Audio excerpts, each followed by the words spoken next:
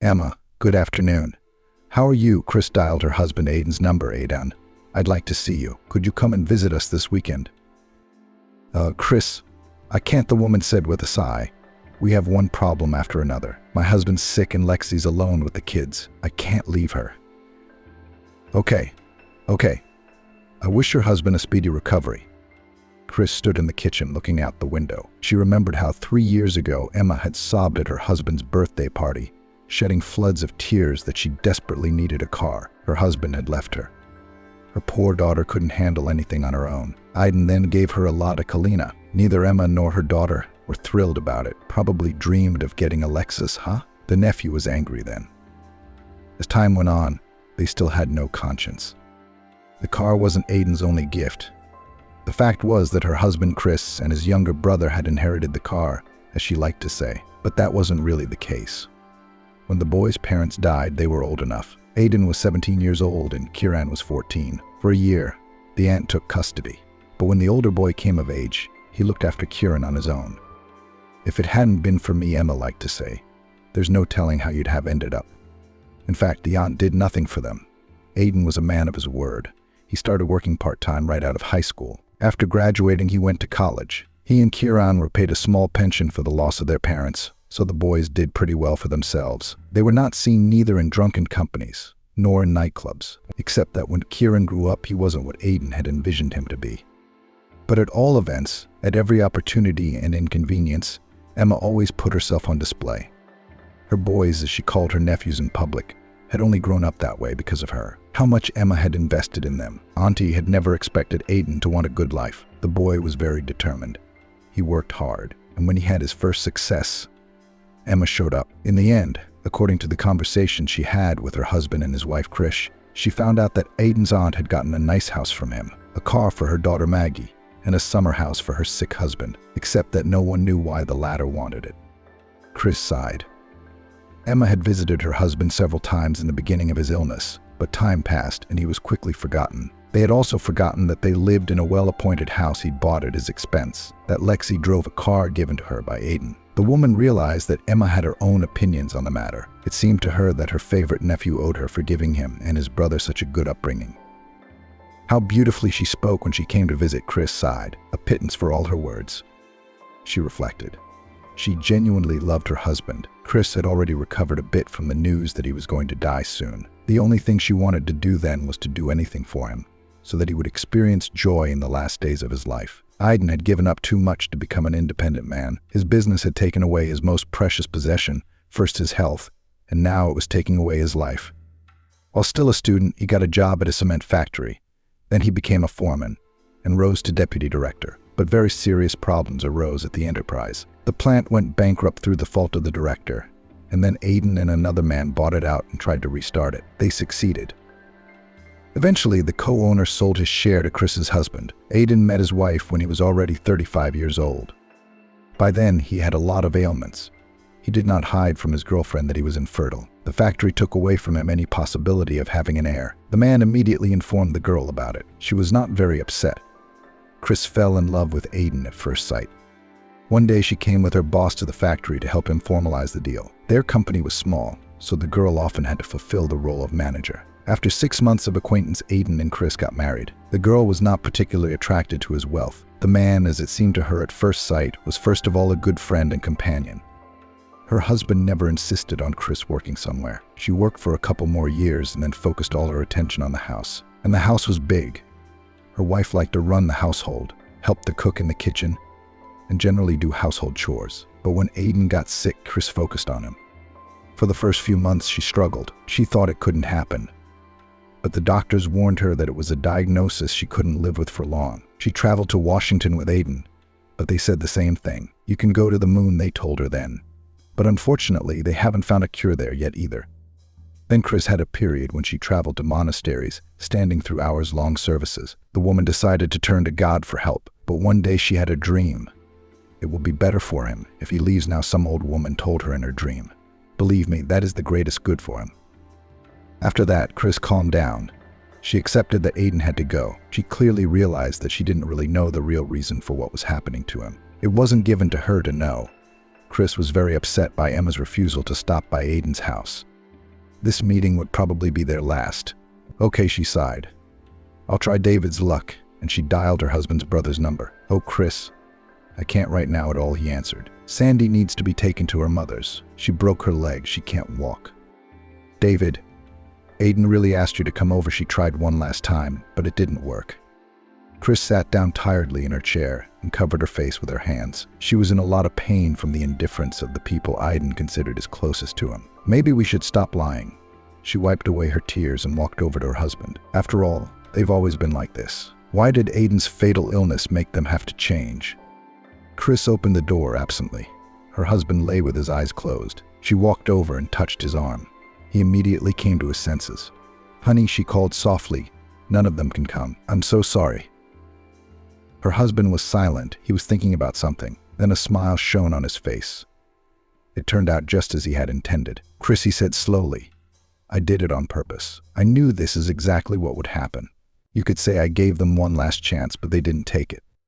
Chris stroked his hair. Tears streamed down her cheeks. No matter how much she held herself together, she couldn't be a robot. I left a will. It will be read in exactly 1 month by my lawyer, Aiden pronounced. Don't worry, you'll get everything, but I want to surprise them. Chris didn't bother to contradict him. At the time, she hadn't even thought about what she would do with all the money she would get from the factory that Aiden had sold a year ago. 2 weeks passed. None of the relatives showed up. Aiden asked to have a lawyer come to see him. He had left a will a long time ago, but he wanted to make sure it would be like this again. The man felt he didn't have much time left.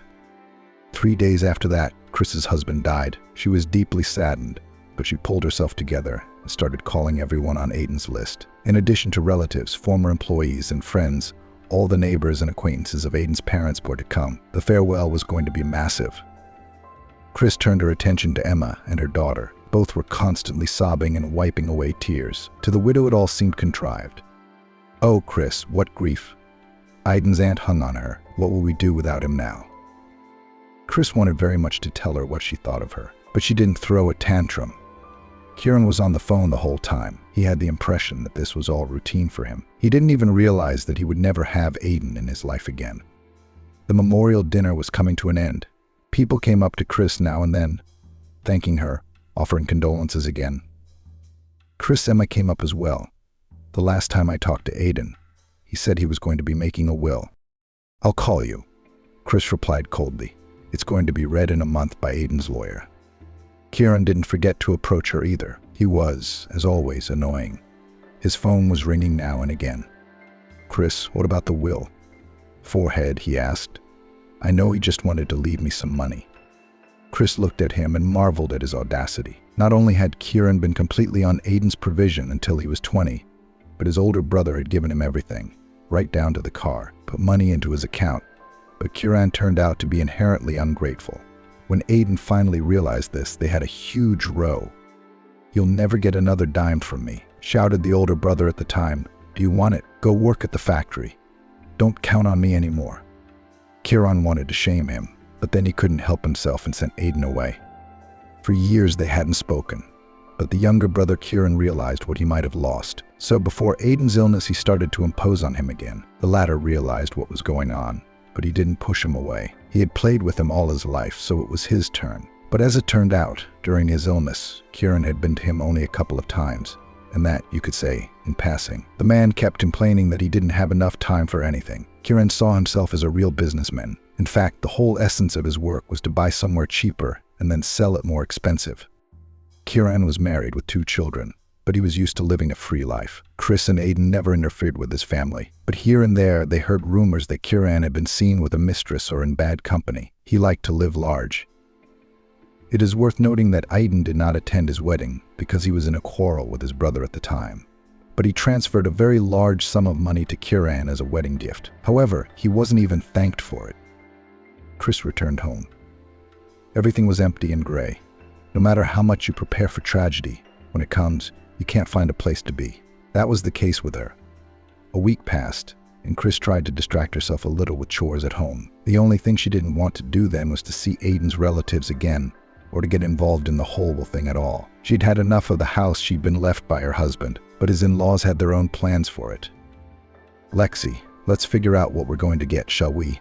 Her mother said to her daughter one night. His entire estate will be split 3 ways.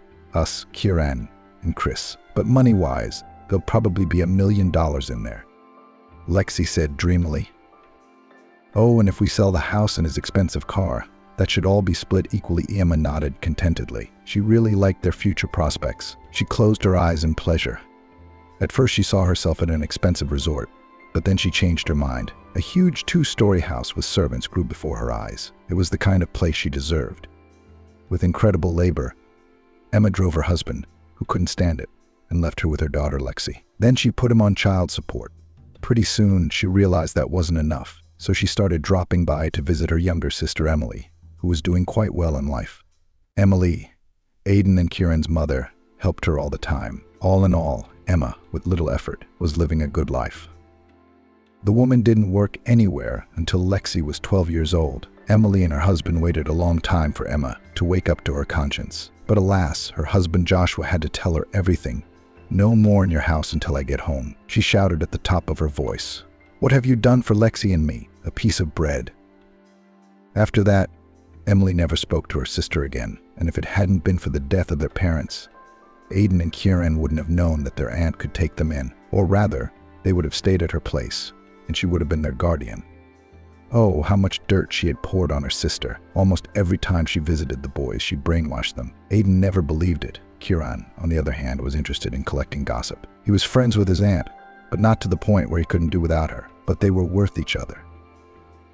Lexi was making plans for her cousin's money, too. She was sure her mother would give her half. The woman repeated exactly the same fate as her. Lexi got together with one man, bore him 2 children, and then safely kicked him out with child support. Winning, she returned home to her mother Emma's house, leaving her rented apartment behind. Lexi wasn't the type to go crazy over work either. She worked on an ad hoc basis. All the more reason she needed to get her personal life together. She was only going to marry a rich man, and while he was looking for her, the woman was willing to settle for simpler lovers. The blood was boiling in Kieran's veins. Somehow he was sure that Aunt Emma would get a small share. He and Chris would share the cream of the crop. The man had long wanted an expensive car, and in general in his dreams was to buy a nightclub. That's where the money flowed. Everything was possible there, if you agree with the roof. And for the latter, Kieran had a very good tongue. So right after Aiden's death, his kin had already pocketed all his property. But all this was only in their dreams. 3 days before the appointed date, Chris called Emma and Kieran and asked them to come to the lawyer's office. The latter had asked her to do so. He didn't give a reason why they couldn't meet at her house. However, it didn't matter to Chris. That day, Chris became with a very bad premonition. Her heart was beating faster than usual. Something is going to happen, she whispered. I can't wait for this probate thing to be over.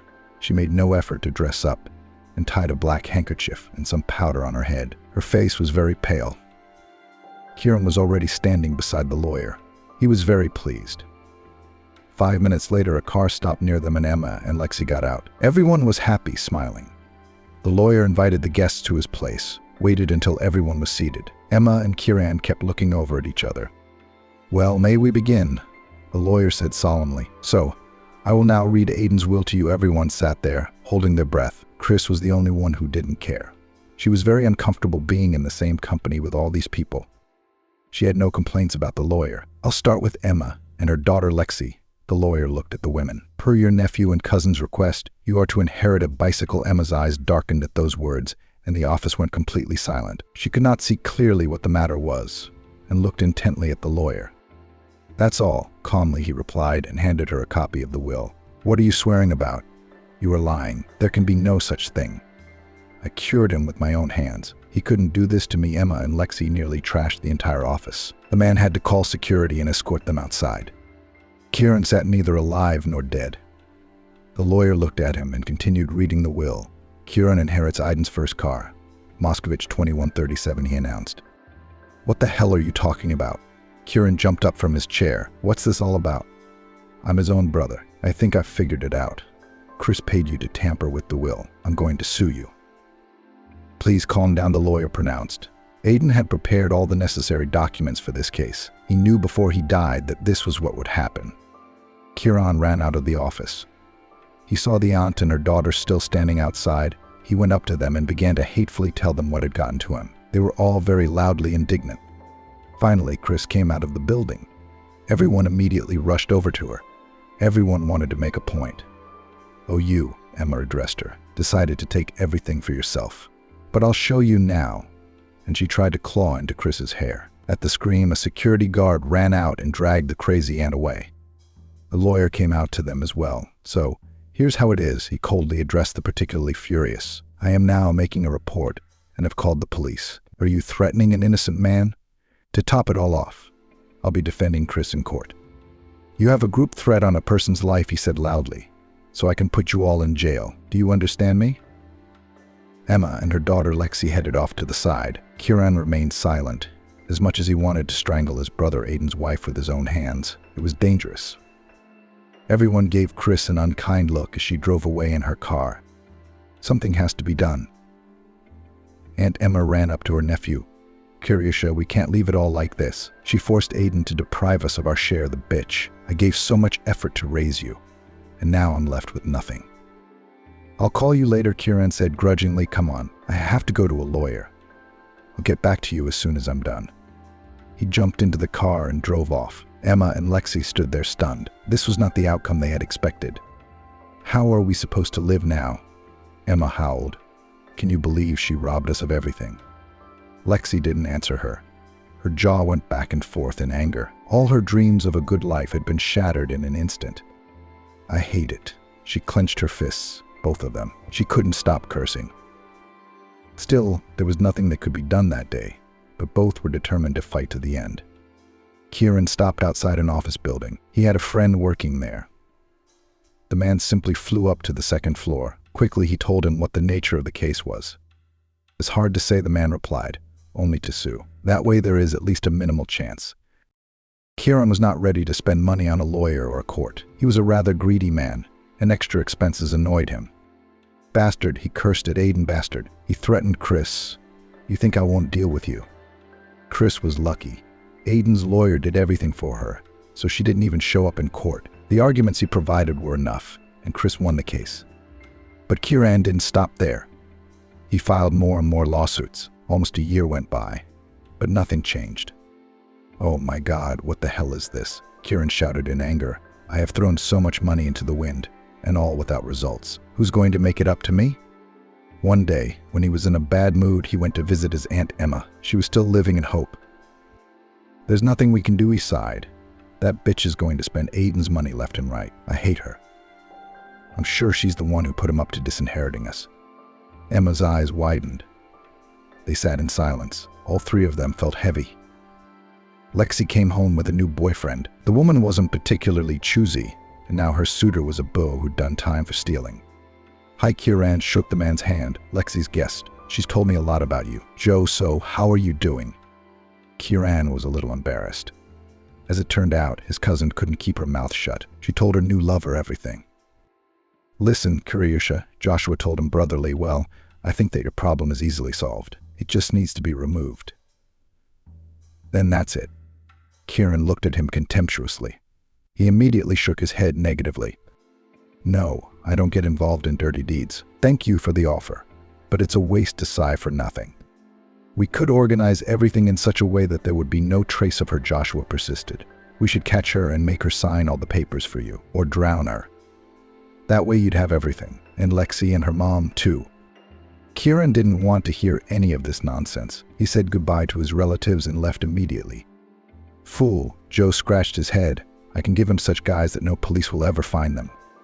Kieran quickly forgot the conversation with his new acquaintance. He continued to fight in court, but after 3 months he realized that he was completely exhausted. "What can I do with her? Kieran was going crazy. I'll soon be completely out of money because of her." For several days he was not himself. Kieran knew he should back off, but he couldn't. Maybe he should really order her murder. A thought flashed through his head. It was such a huge amount of money. It would be worth it. So Kieran took the risk. He went back to Aunt Emma's house to talk to Joshua. The latter was very pleased with his decision. "But I have one condition," he smiled oddly. "We'll split the inheritance in half for you, half for us." "What's in it for you? Half?" Kieran jumped to attention. "He is my brother, and you are his distant relatives." "But it's up to you," Joe replied calmly. "I won't work on any other terms." Kieran left again with nothing. He was strangled by a toad. He didn't want to give up half of it to some hustlers because of his brainless aunt. But the very idea of getting rid of Chris now seemed the only right thing to do. Maybe I can hire other people, he reasoned. That way I can save money. So Kieran tried to find such people through his connections, but the cost was not insignificant either. Plus, no one gave a guarantee that those people wouldn't pawn him off later. Lexi's boyfriend was interested in getting the money, and in her, so he seemed more reliable in this situation. For almost a week, Kieran weighed the pros and cons. Finally, he realized that it was better to have half of Aiden's brother's property in this situation than nothing at all. So he went to see Joshua again. "But I see you made the right choice," Lexi's suitor was choosing the right words. "Well, I'm very happy for you. With this approach, we can now discuss all the details." The men retired to a separate room. Joshua didn't want to reveal all the details to Lexi and her mother Emma. "This is a man's business," he told them sternly. "So please stay out of our way for half an hour." Kieran was also an inherently devious man. He had screwed over a lot of people for small amounts of money, but still. "I do all the dirty work," Joe said. "I've got people I've checked out, but remember, you give your word. So once you get your money, half of it will be mine, and I'll take care of Lexi and Emma myself. Besides, they don't need to know about anything." "I agree," Kieran shook his hand. "We need to meet somewhere and talk about this ourselves." Lexi and her mother eavesdropped at the door, but the men were talking so quietly they couldn't make out anything. The floor creaked and the hostesses barely had time to bounce off the door and ran straight into the kitchen. Kieran left, and Lexi and her mother began to pester the suitor. The man had his own plans for his life. Lexi was his temporary refuge, especially since Joe was a man who knew life. He knew how to get everyone wrapped around his finger. "I'm afraid it's not going to work out," he sighed. First he agreed, and then he chickened out, a weakling. "So what? We're going to be out of money now," Emma sobbed. "But why is everything so unfair?" Mom, Joshua said in a friendly voice, "Well, you have me, and I can make a living for you. Believe me, Joe, I have a treasure trove." Lexi came up to him and hugged him. "I'm like a wall of stone with him." The man kissed her passionately and asked her to organize lunch. After 2, he had work to do. Emma decided not to call Kieran again. All her hopes were dashed. She was left with nothing. "I'll beg him for money from time to time," she decided. "He has no one left but me, and I'm old, so let him give me money for my medicine." Kieran drove in the car and thought about whether he had done the right thing. No, he didn't feel sorry for Chris. It was the amount of money that some Joe out there could get out of his money that choked him. "All right, so be it," he said to himself. "Otherwise I'll be left with nothing for sure, and Chris will spend it all." 3 days later, they met Joshua at the cafe. He was smiling. "So well, I'm all set," he said. "I found the guys, and the rest when we go out." Kieran paid for the coffee, and they got into his car. Joe explained his ingenuous plan. "You don't take it home. It's dangerous," he explained. "There might be cameras, or the alarm system might go off somewhere. Her abduction would have to be spontaneous." "Where?" Kieran was wary. "She doesn't go to church. Chris stays at home most of the time." "But that's for my man to find out," Joshua replied. "It'll probably take a week. Once we have a rough idea of how she lives, then we'll track her down for kidnapping." "And then what?" "Kieran, are you going to kill her right away?" He didn't want to have this conversation. "No, we just need to make her disappear." The bandit smiled. "She had a tragedy, so she couldn't take it. Maybe she decided to drown herself in the river. Maybe she committed suicide. Maybe she went into the woods and went crazy there. There's a lot of scenarios. We'll play the one that fits her situation best. The important thing is that she's not found a year from now. Then that's it. The man is reported missing, and we can start your inheritance case." "Yeah, it's a long time," Kieran sighed. "I thought we could do it in a couple of months. How much longer will we have to wait?" "But you don't want a shadow on you, do you? That's why we have to wait." "There's no other option," Joe agreed. They agreed to keep in touch, to discuss everything that was going on in person, which would be every 3 days. And again, Kieran had his doubts. Waiting another year was not in his plans. He wanted to get everything at once. Especially the money he had spent on the courts had not fallen from the sky. "All right, the main thing is that they remove it, and then there is nothing to worry about," he thought. Kieran began to actively find out what would happen if his only brother's wife died. He wanted to understand all the legalities beforehand. Joshua realized that the case was very lucrative. That kind of money would give him a very good future. And since he was already in prison, he wasn't afraid to do such things. Besides, he wouldn't be the one to kill this woman. There was a man he owed a debt to. He was from their circle, too. He was in jail for murder. He agreed right away. It wouldn't have been hard to take care of the woman. Giving Joe $2 million was a problem, so they made an easy deal. The same man offered his buddy as a partner for a little money. He agreed to participate. Well, it's a done deal, I guess you could say, Joshua said to himself. The main thing is to keep Kieran on the hook. He's a tricky one. Chris, even though she wasn't involved in the court case, was tired of it all. Kieran wouldn't leave her alone. He'd come to see her several times, confronted her, demanded that she give him his share. It was Aiden's decision, she told him. I didn't know until the will was read that it would contain lies. He was cursing in the front yard because Chris wouldn't let him in the house. Did you make him do it? Are you determined to steal from all of us? I know for a fact that you never loved Aiden. Do you have a lover? Chris realized that all this talk was pointless, so she blocked Kieran's number and didn't go out when he visited her. She was in a lot of pain from losing her husband, but his brother didn't care. He was only interested in the property. I have to get on with my life somehow, she thought. I don't want to sit in one place all the time, Chris thought. I'm sure I'll go crazy that way. She had been thinking about what she wanted to do for months now. She was still young. She was going to turn 30 in September, so it was too early to bury herself at that age. What do I want? Chris reasoned. With this kind of money, I could set up some kind of business, but what could it be? No thoughts had yet entered her head. At first she decided to go somewhere to rest, but changed her mind. She felt more at ease at home. Besides, she clearly felt that she could safely adopt a child here. One evening a thought occurred to her. So I could devote myself to him. But the woman felt that her life would change dramatically. She might even get married. No, Chris cut those thoughts off at once. I love Aiden. He's my whole life. I'll be faithful to him to the end. Everything in the house reminded her of him. Maybe that was why she didn't want to leave it, even for a couple days. It was like Aiden was right there with her. He was present. The widow was very afraid of losing that sense of connection with him.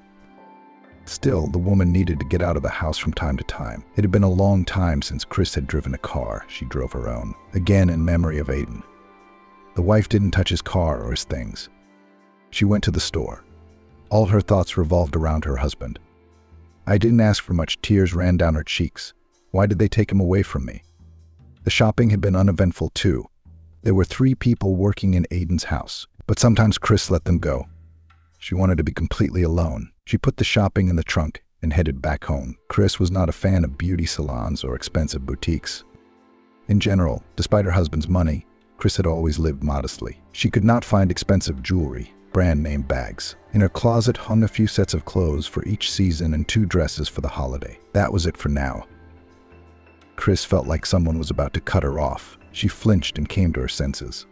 Someone drove past her sharply. Some kind of black Jeep. You gotta be more careful, the woman said to herself, or I'll end up going to the next world because of my absent-mindedness. Perhaps that's what she wanted then. At that point in her life, Chris really didn't want to live. It had lost its meaning with Aiden gone. So another couple weeks passed, but the woman still hadn't come up with anything. She wanted to change something, but she didn't understand how to do it. Kieran was no longer stalking her, and she breathed a sigh of relief. Chris didn't get out of the house much these days, but that day she felt like going for a walk. She drove to a crowded place. She needed to be around people.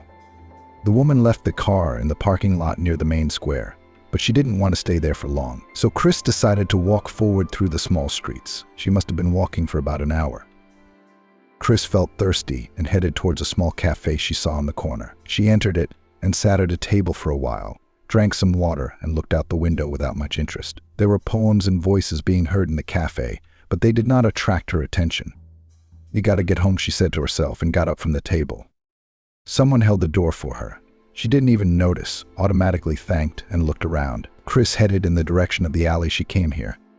Suddenly someone behind her came up behind her and brought a hand up to her face. Everything swirled in front of her eyes. Hey, she heard before she lost consciousness and fell to the pavement. Are you okay? She felt a slap on her face. Can you hear me? A man's voice came to Chris. She opened her eyes. Her head hurt badly. Chris tried to turn it, but she felt very dizzy and a throbbing in her left temple. "What's wrong?" She could barely utter the words. "Who are you?" "I can't remember," the stranger shrugged. "We left the cafe together. My phone rang, and I was walking behind you. Suddenly some black car stopped and someone attacked you from behind. They had already dragged you into the car. When I caught up with them, it was a bit of a fight." "Did you see their faces?" Chris asked me right away.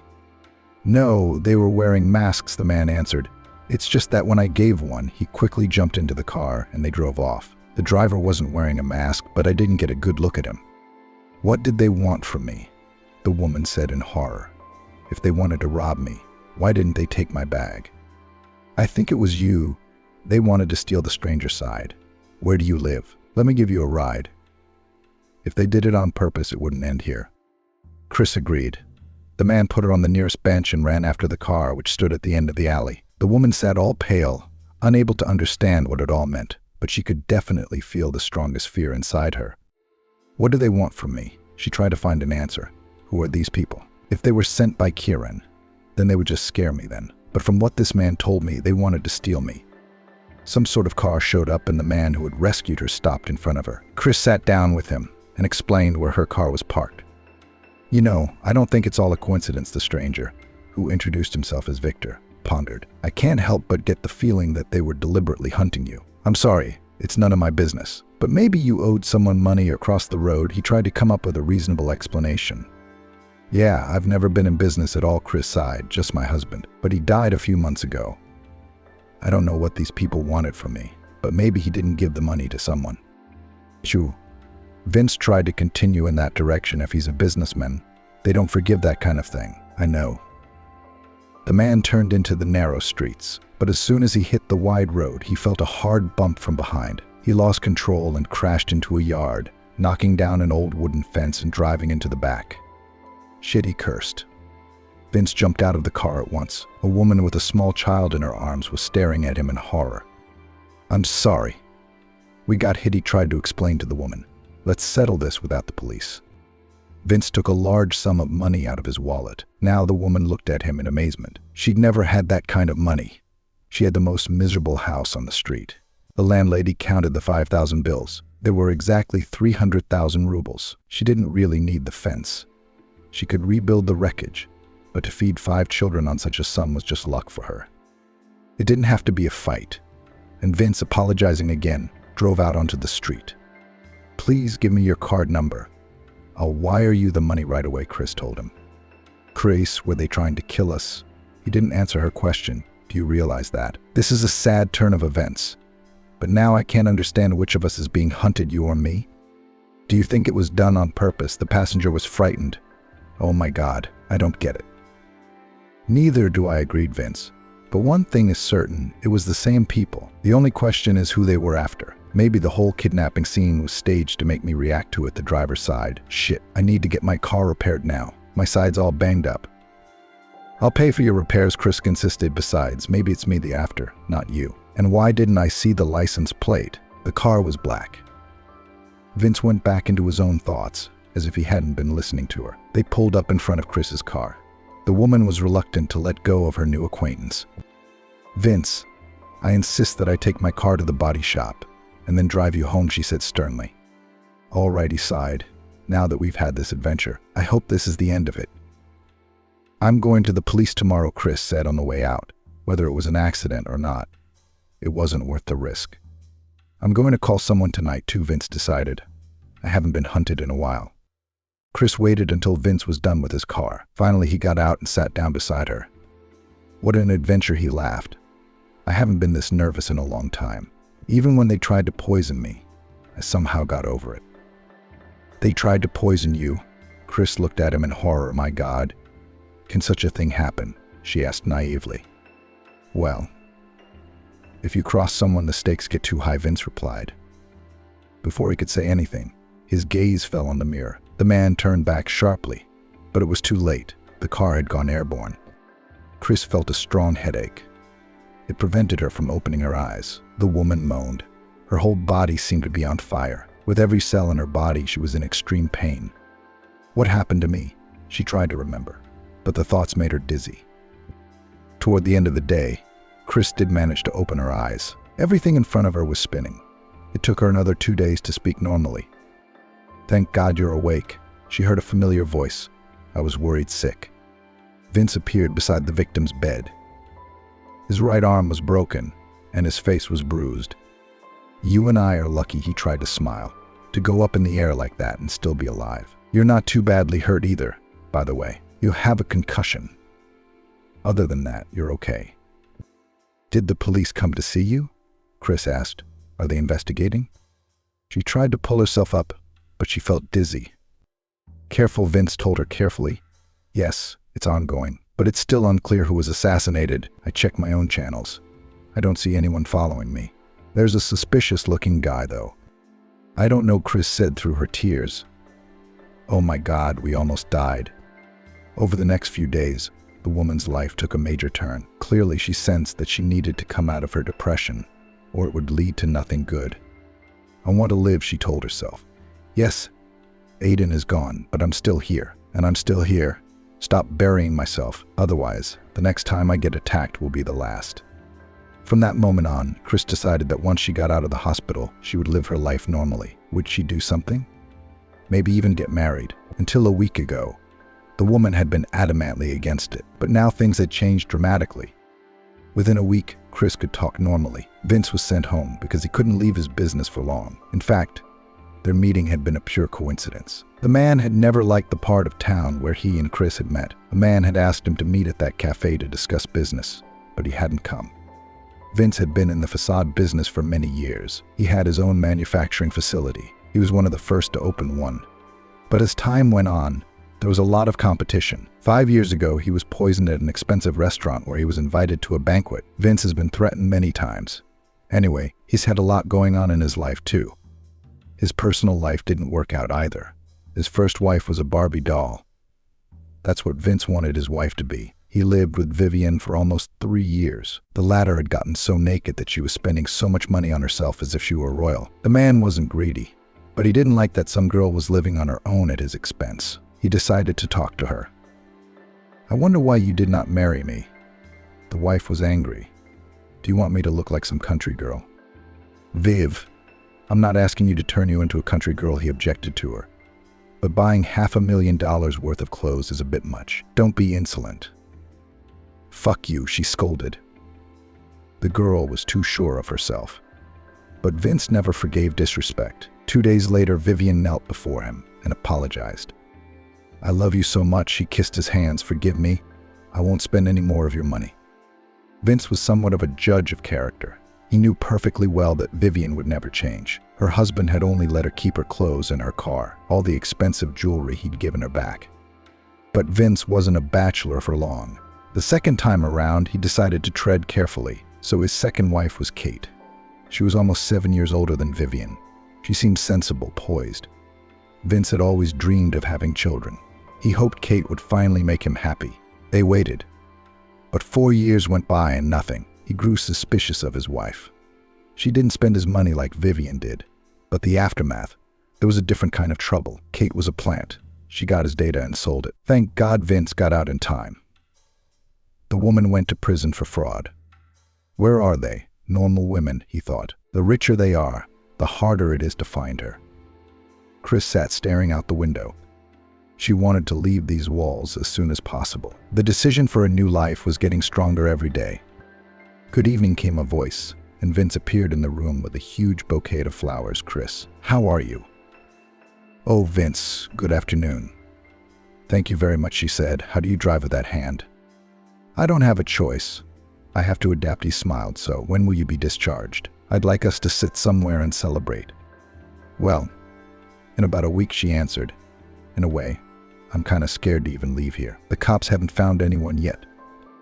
"Well, should we just lie down and die now?" objected the guest. "Let them not even hope. That's all they expect from us. I'll tell you something too. I don't hold out much hope for these guys. So I hired my own detective. And I can assure you, he's going to find the men who attacked us." Kieran was sitting in the car, very nervous. After Joe had failed to disarm Chris on his first attempt, fear had settled in him. Finally, Joshua got into his car. "Well, are we ready for the second stage?" He rubbed his hands together happily. Oh, relax. If all such cases were done the first time, you know how many would have been sent to the grave. Everything is going according to plan. I've got reliable information that she'll be out of the hospital soon, so we'll get her right after that, and you know what I mean. And what if they find us? Kieran had his doubts. I mean, the police are probably already looking for you. Are you joking? Joe laughed. You don't know how they work. If they wanted to, they'd have found us by now. They won't get too involved. But they put in a request, interviewed a couple people. Now they're sitting around waiting for them. I know these guys like the back of my hand. All right.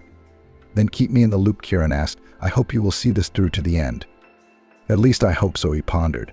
But unfortunately, the bandit jumped up on a large bump and the bug flew off to the side. Oh, shit.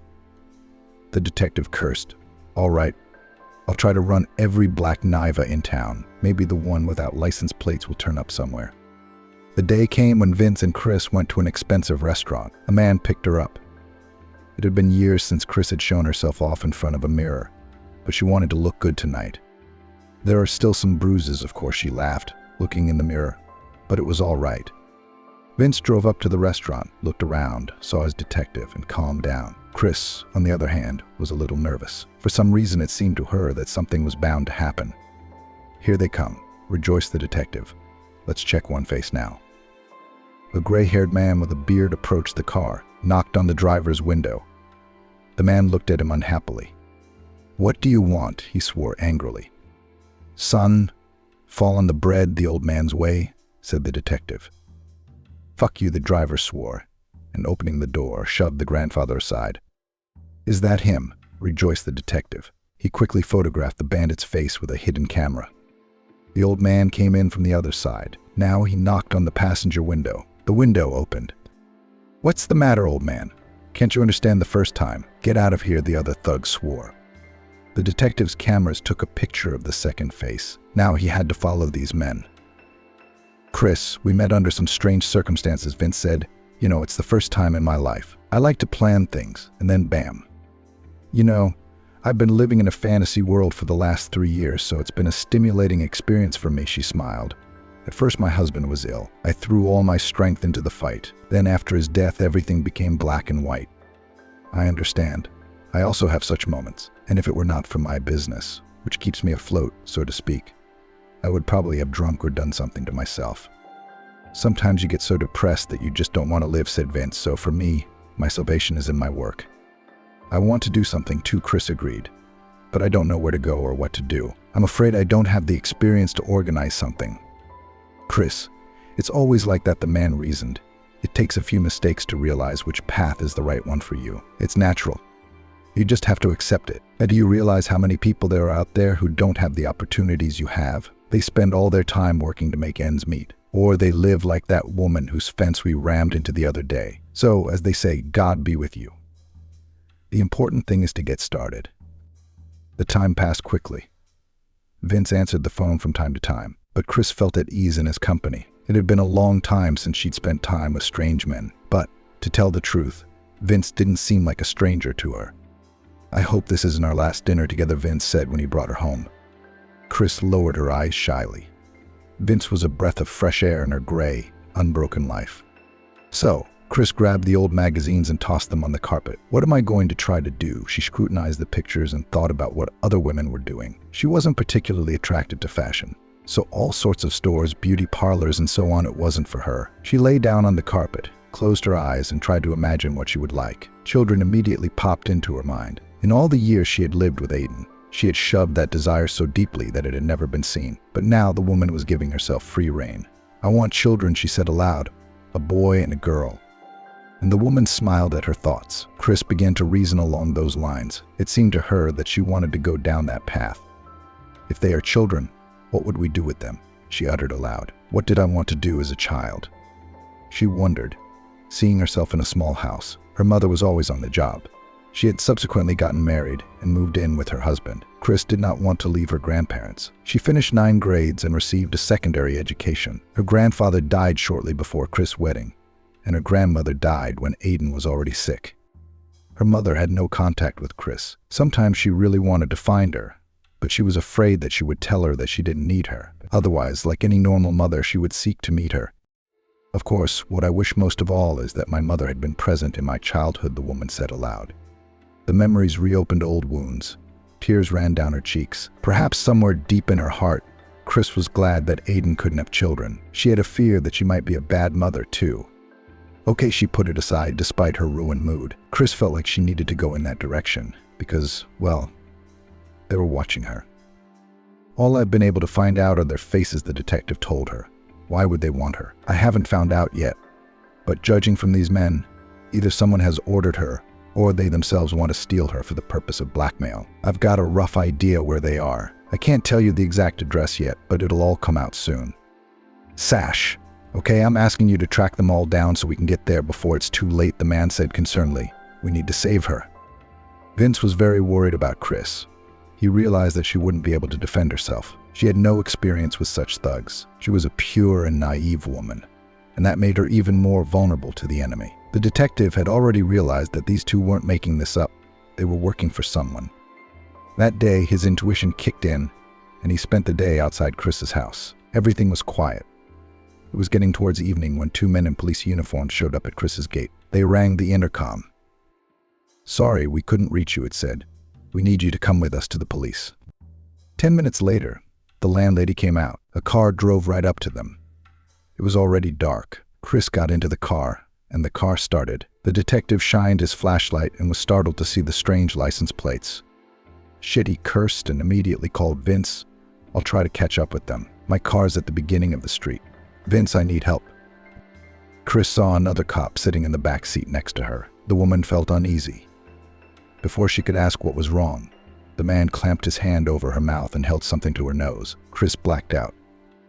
The car rushed forward at full speed. This time, the bandits were using a different car. Joshua didn't wait any longer. He decided to act decisively this time. He quickly started the car and drove onto the highway. It was dark.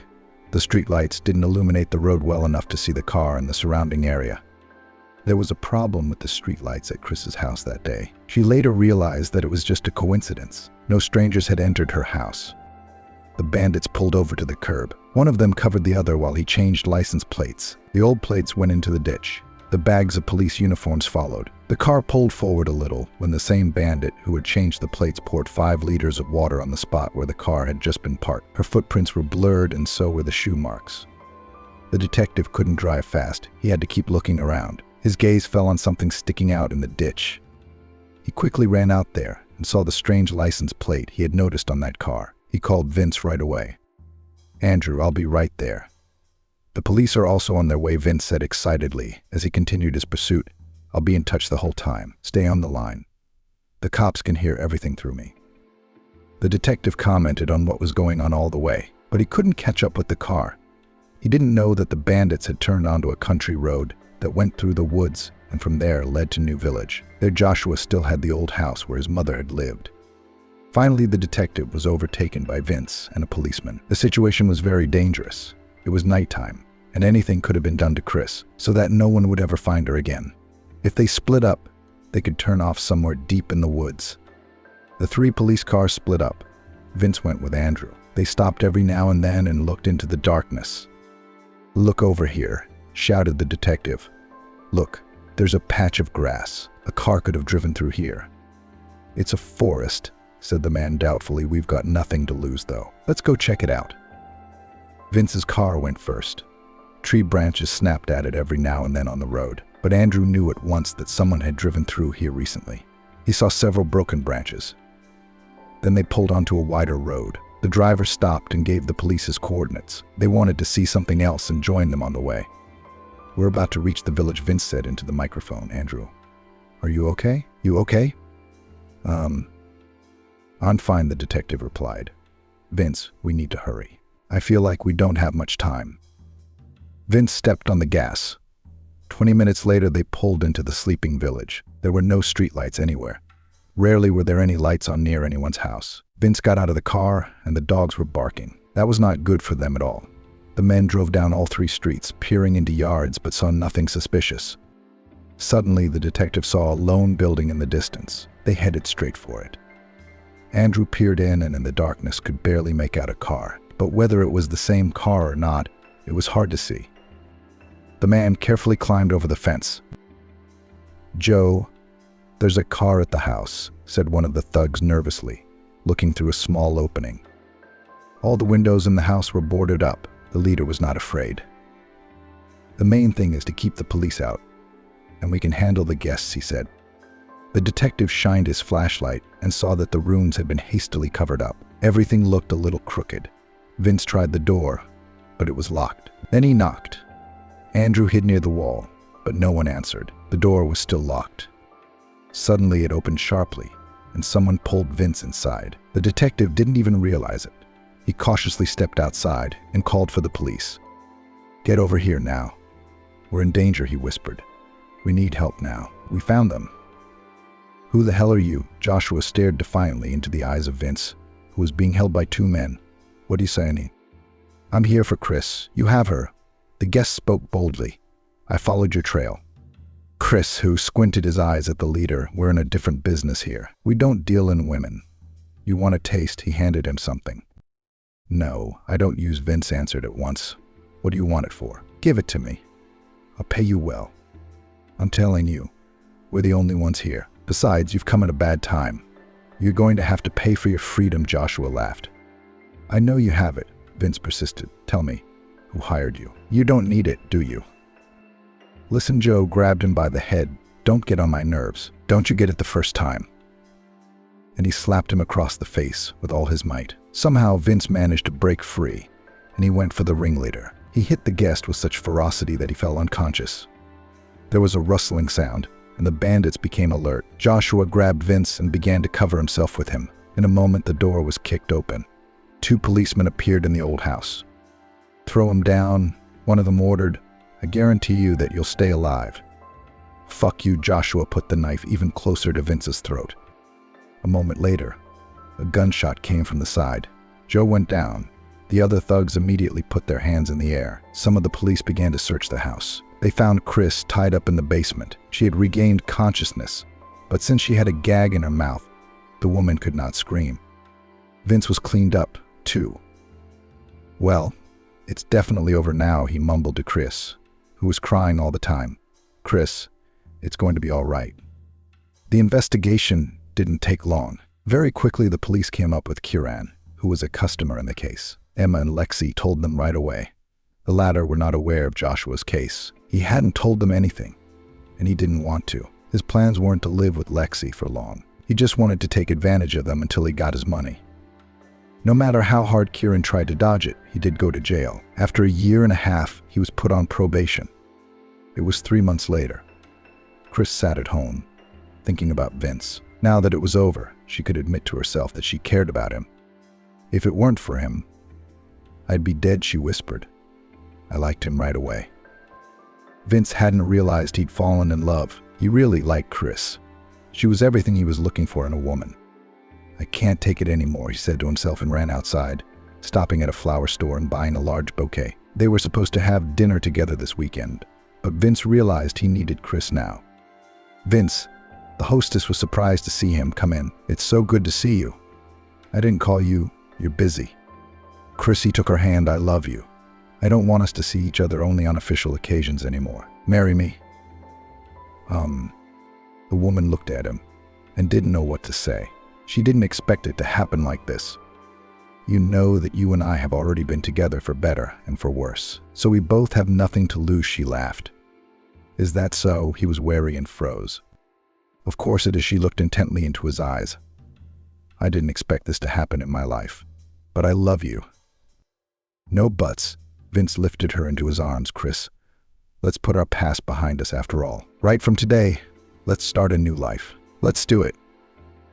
"I agree," she said, "because I'm happy. Thank you for everything. You're my angel, my savior. But I can still do a lot of things." The man laughed and touched her face with his hand.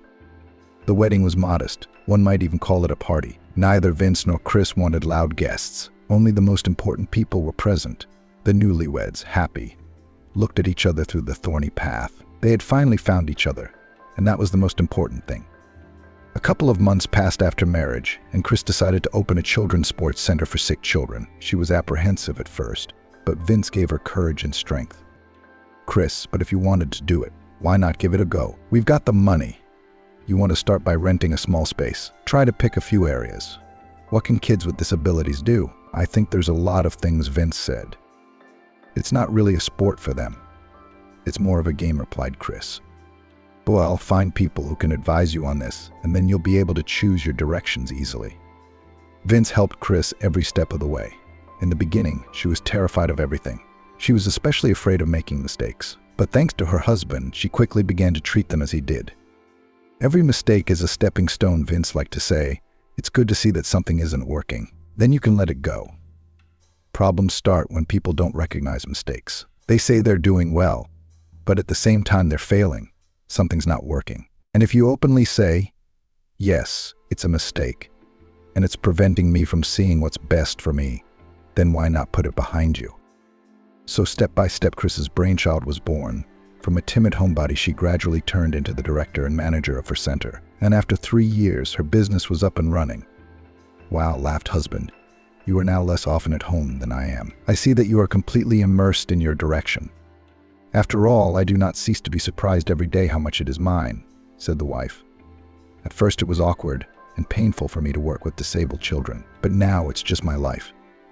I don't aspire to raise Paralympians, but giving them an interest in life is something I can and want to do. Chris was so immersed in her work that when she felt dizzy and nauseous one morning, she didn't think much of it. It wasn't until it started happening almost every day that the woman started to think.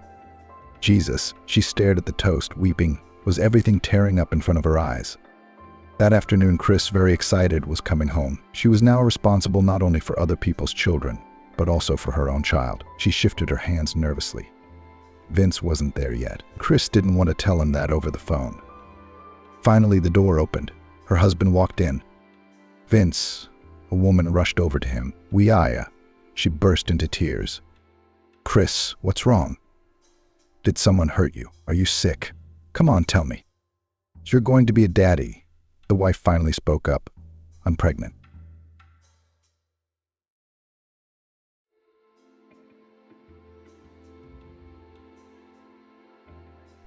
Pitiful technician's daughter. You'll never get out of the mud, laughed her classmates. And 15 years later, Carolina sat at the railway station on her day off and looked hopefully at the people passing by her.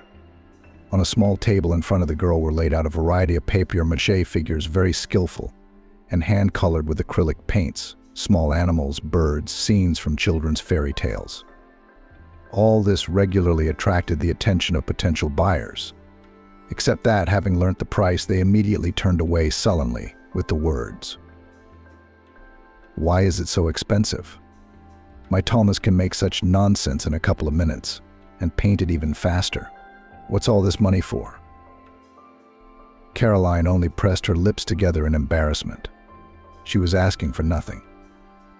But the inhabitants of their provincial town, who were used to saving money on almost everything, did not want to pay for the labor of her invalid father, even if she was also thrown into the mud every time. What kind of an exclusive you have that you ask so much? Caroline tried to sell figurines at the railway station in the hope that some of the capital's tourists would be able to appreciate these creations, but she was quickly kicked out.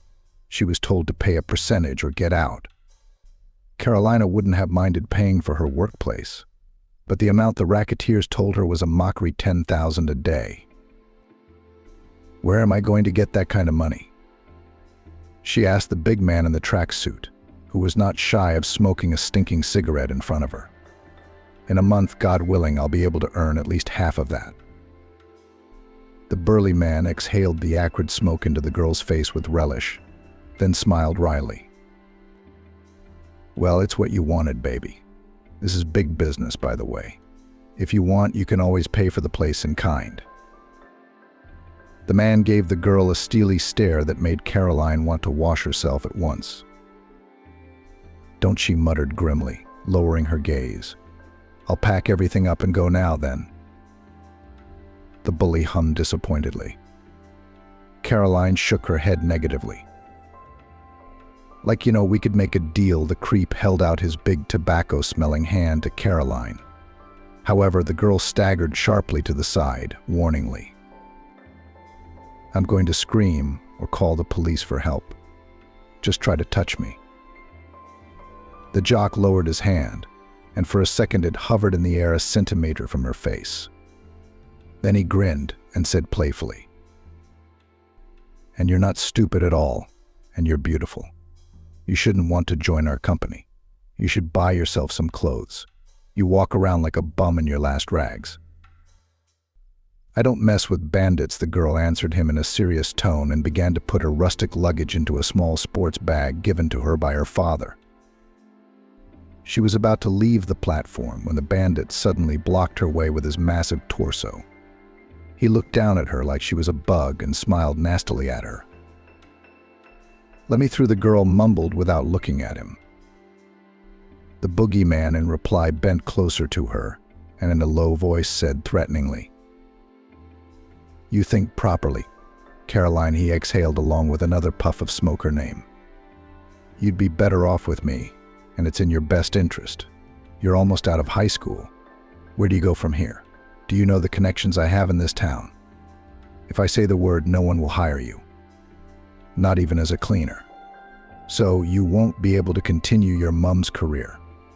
I'll take care of that." "There's already someone to take care of me," replied the girl, boldly looking the scoundrel in the eye. "I said I won't come here again. Let me pass. Or I'll really call the police now." "Is this about your daddy, or what?" The man grinned and gave a bullhorn with the toe of his trainers. "He won't help you, if anything. And the police here think they all work for me." The thug looked around and added briefly, "Anyway, I've told you everything. Don't you say anything to him, and don't you pawn me off." Carolina, who turned 17 earlier this year, did look a little older than her age trim thanks to daily jogging and her technician mother's help cleaning the shops. And at the same time, slim as a graceful rose, she was admired by almost all the boys at school. However, because of the low social status of her family, no one, except for such criminals as this big guy was he himself looked no more than 20, did not consider the girl as a love interest. Caroline herself never looked for romantic adventures and devoted all her free time exclusively to helping her parents. But even if this scoundrel had suddenly turned out to be the last man on earth, she would never have agreed to be his date. The girl saw a couple of times, as near the only nightclub in their town, gangsters like him left in the arms of young, disappointed, dressed in short skirts. Caroline didn't have to guess who they were. She was old enough to realize how complicated real life was. But even in her worst dream, the girl couldn't imagine such a shameful future awaiting her. "I'll give you a sweet life in this little town. Don't doubt it," said the scoundrel. Standing before this unpleasant force, Caroline began to feel herself slowly but surely overcome by fear. After all, she was all alone in the station, and there was no one to protect her. Fortunately, at that moment, the villain's mobile phone rang, and Caroline, taking advantage of the fact that he was distracted, hurriedly slipped out of the bandit's sight. She returned home that day depressed and penniless. It was the last Sunday in May, which meant that she had the longest and most horrible week before graduation ahead of her. All her classmates would only talk about who and what dress to wear, and what hairstyle and manicure to choose for this important holiday. And guys will try as soon as possible to invite the prettiest girls of the school to the ball. And only Caroline, of course, no one will be invited to spend time at the last school party in her life. Nor will she have any dress, shoes, or manicure. "Honey, are you okay, Jennifer?" the girl's mother inquired cautiously. "You're all pale today. Didn't manage to sell anything at all." Caroline covered her eyes with her hands, unable to hold back the tears that were about to spill. "My girl, what's wrong? Has someone hurt you?" the woman asked again, clasping her crying daughter to her side. "I don't want to go to this stupid prom," Caroline finally managed to utter, trying to control her sobs. Jennifer stroked her daughter's soft, dark blonde, shiny hair and looked into her lovely golden brown eyes. "Honey, but prom is one of the most important days in any girl's life, isn't it?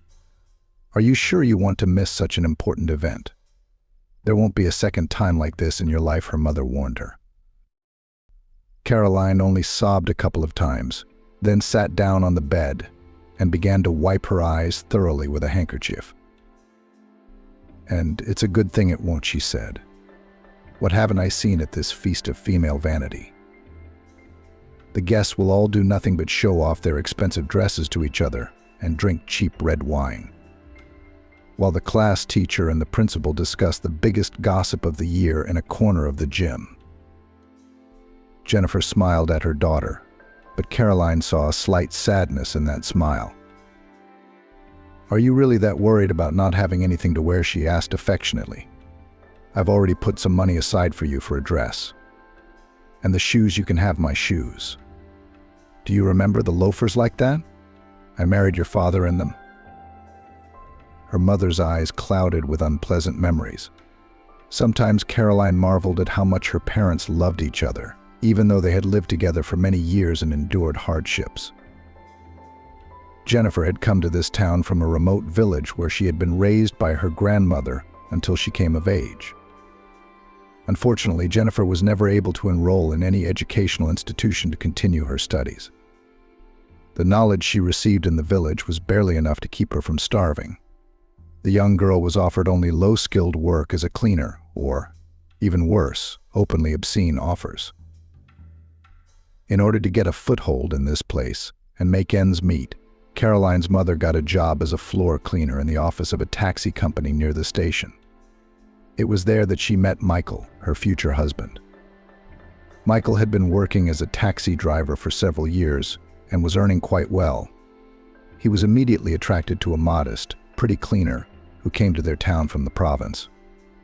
Her purity and openness touched the heart of the man, so that soon the taxi driver invited the girl to the first date, after which he and Jennifer began to officially meet.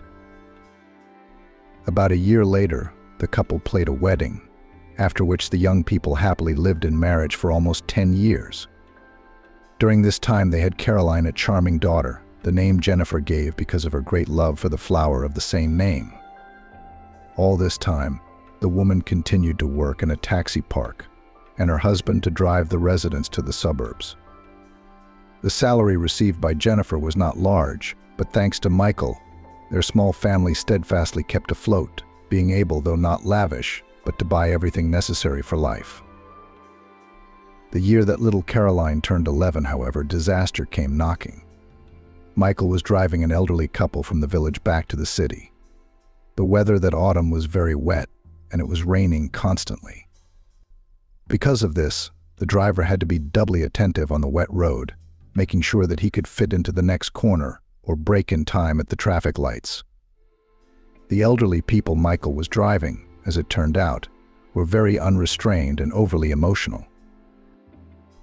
The elderly people Michael was driving were, as luck would have it, very unrestrained and overly emotional. They were constantly dissatisfied with something and threatened to write a complaint against the taxi driver. Because of this, Caroline's father now and then distracted from the road, trying to pacify the nagging couple. At one of these sensitive moments, the man missed a warning sign and, unable to control himself, smashed through an iron fence, sending him and his passengers into a ditch. The car flipped several times on the steep slope before stopping its fateful course. As luck would have it, the elderly couple were virtually unhurt, with only a few scratches, while Michael's life hung in the balance. His right arm was damaged so badly that the man risked dying at any moment due to heavy blood loss. Doctors miraculously managed to save his life, but the mutilated arm, alas, had to be amputated. When the taxi driver regained consciousness, he could not believe what had happened for a long time. How could it be? He was the breadwinner of the family. What would happen to his wife and daughter? Jennifer managed with great difficulty to calm him down and assure him that life goes on. No matter what happened, they would always be together. And she would do whatever was necessary to get them through these hard times. Since then, Caroline's mother has had to work 3 times as hard, taking extra shifts at the city hospital as well as at her daughter's school. Although Michael fell into a brief apathy at first, soon enough he was able to pull himself together. After all, with one arm or two, he continued to be the head of the family, and could not allow himself to be completely supported by his wife and daughter. Caroline was by then already actively helping her mother. The man began to develop his left arm and look for ways to earn an alternative income. Naturally, working in a taxi was out of the question. After another 6 months, he mastered the art of creating papier-mâché figurines and weaving baskets from vines, for which he traveled to the nearest forest, where he collected suitable wood. Persistent and strong-minded, Michael was ready to sell the fruits of his labor himself. But to this occupation, all the local men who personally knew Caroline's father treated not so much with contempt, but rather with a slight sneer. They said that he had been a normal man, driving people around, and now he had stooped to selling baskets in the street. Then Caroline offered her father to sit instead of him on a busy shopping street of the town with his daughter. "Is it enough for you to walk the corridors to class with your mother?" she asked. The father refused at first out of pride. "It's not good enough for you. I understand how your classmates look at you because of that," he said. Caroline was embarrassed, but tried to brush it off. "To hell with them," the girl answered him, smiling. "I'm not doing this to amuse them, but because we need the money. You spend a lot of time on this weaving and figurines, and women are much more willing to buy such things. What about your studies?" Her father looked at her doubtfully. "What about my studies? Studying won't run away," Caroline answered him simply. "I will trade at weekends, and first I will try the squares, or the markets, then I'll go to the railway station. A lot of people pass by there during the day. Maybe we'll make some money." Michael furtively brushed a large tear from the corner of his eye. He thanked God every day for giving him such a beautiful, understanding, and supportive family. He could hardly have dreamed of anything more in his life, except that it was a little hard without a hand. "All right," he agreed, "but only after work, straight home. I don't want you to fall behind in your classes because of this." "Don't worry," laughed back her daughter. "I learn new material quickly. As my teachers tell me, everything will be fine." Caroline shook her father's hand encouragingly and thought about how much she loved her family. For the sake of these people, she was ready to endure any difficulties, as long as they were healthy, fed, and had the opportunity to meet each new day with joy.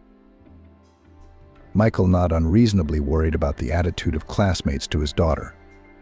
No matter how friendly Caroline tried to behave with them, the school community flatly refused to accept her.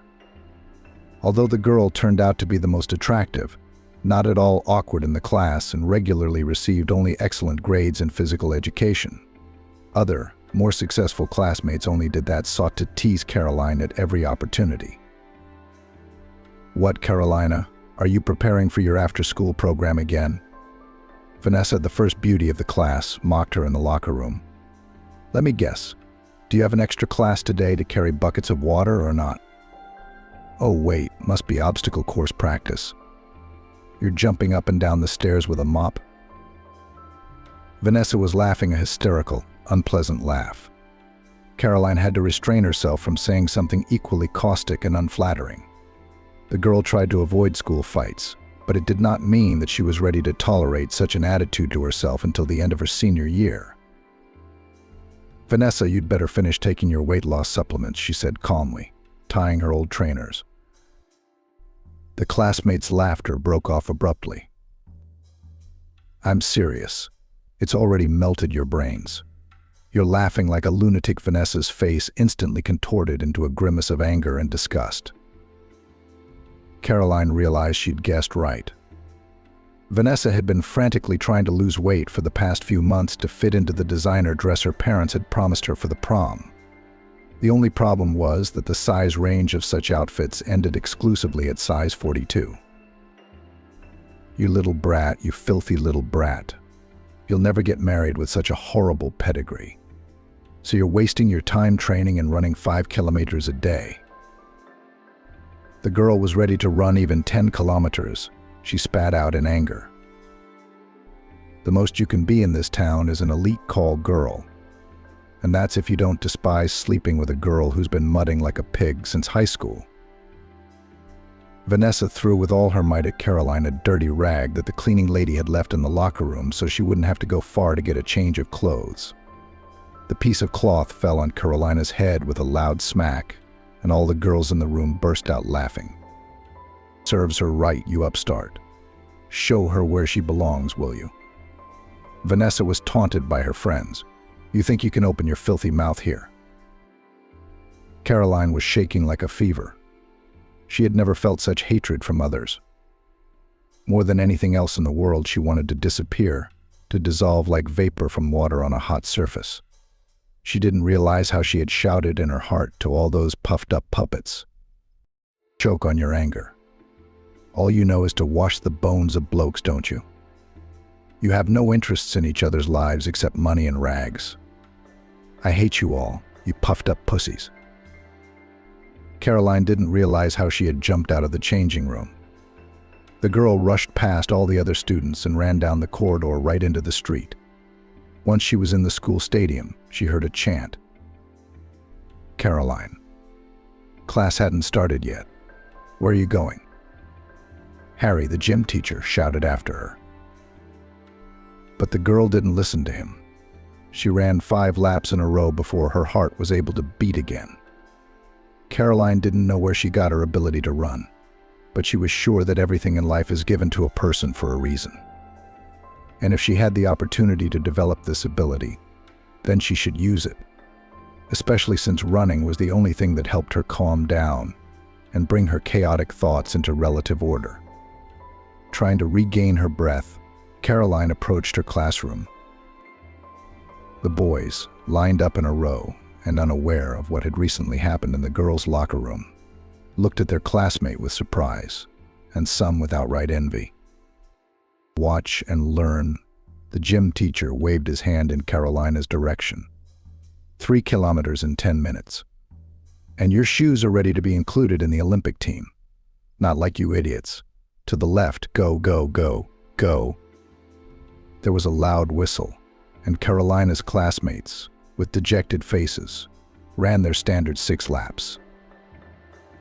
Well done, Caroline. Harry patted her on the shoulder. Take a rest, bye. It's the first time I've seen results like yours in 5 years. A real talent. The gym teacher shook his head and went off to follow the older students, while Caroline sat on the sports bench and pondered his words. Sure, it was a little late for her to start a sports career, but could her running talents be applied in a more productive way? The answer to this question the girl has not yet found for herself, precisely because of the incident in the locker room, and also because of a series of regular petty bullying from other girls. Caroline did not want to go to the prom. However, Jennifer still managed to persuade her daughter not to miss such a momentous event. After all, it's better to take your diploma from them right away, so that you don't have to go there again, the understanding mother winked. But you must never show them that you are scared. And if you don't come to the graduation, that's exactly what you'll show them. Let's not give them something to gossip about. Okay, Caroline sighed heavily, but agreed. Okay, let this be my last fight.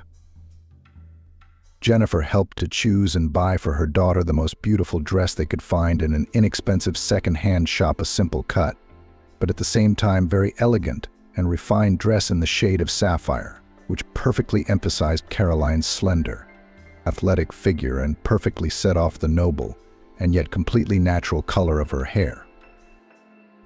The wedding shoes, which Jennifer lent to her daughter, perfectly matched the outfit and Caroline's high hairstyle, which she had also made herself.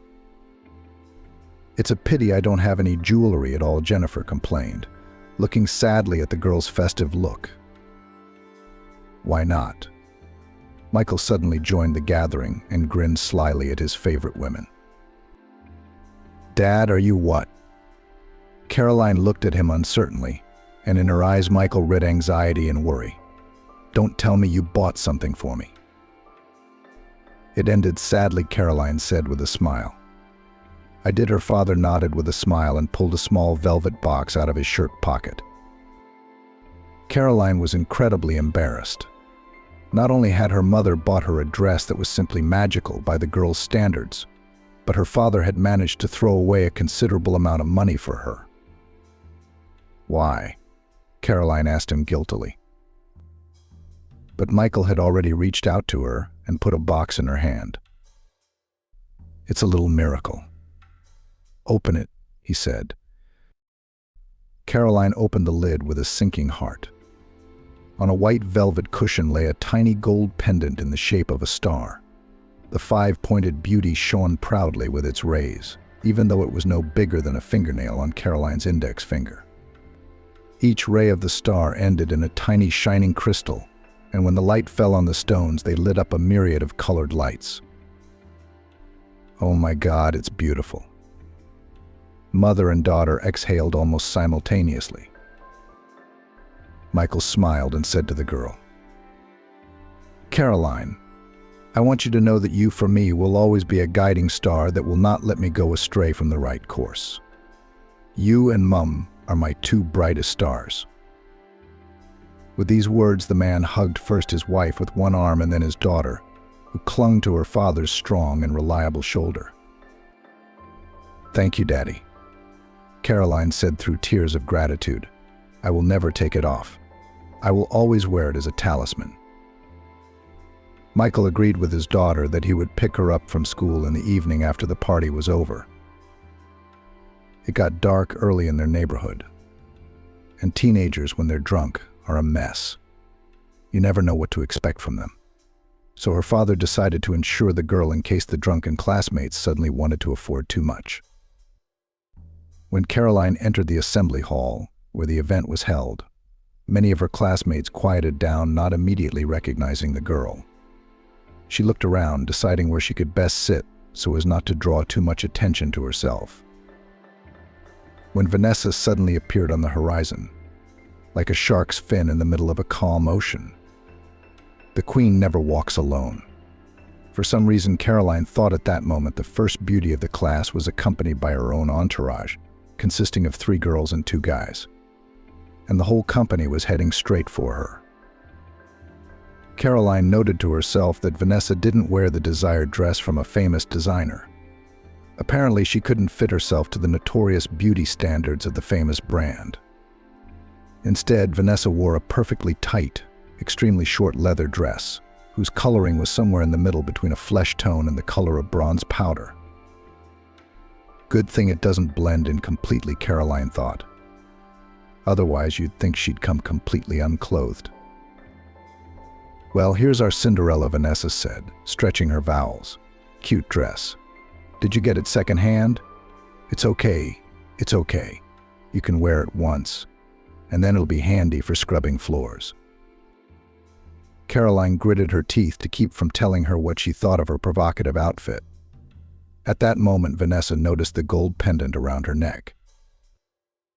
How lovely. The classmate's eyes flashed, and she reached out her hand to touch the jewel. "Don't touch it," Caroline sharply brushed her fingers away.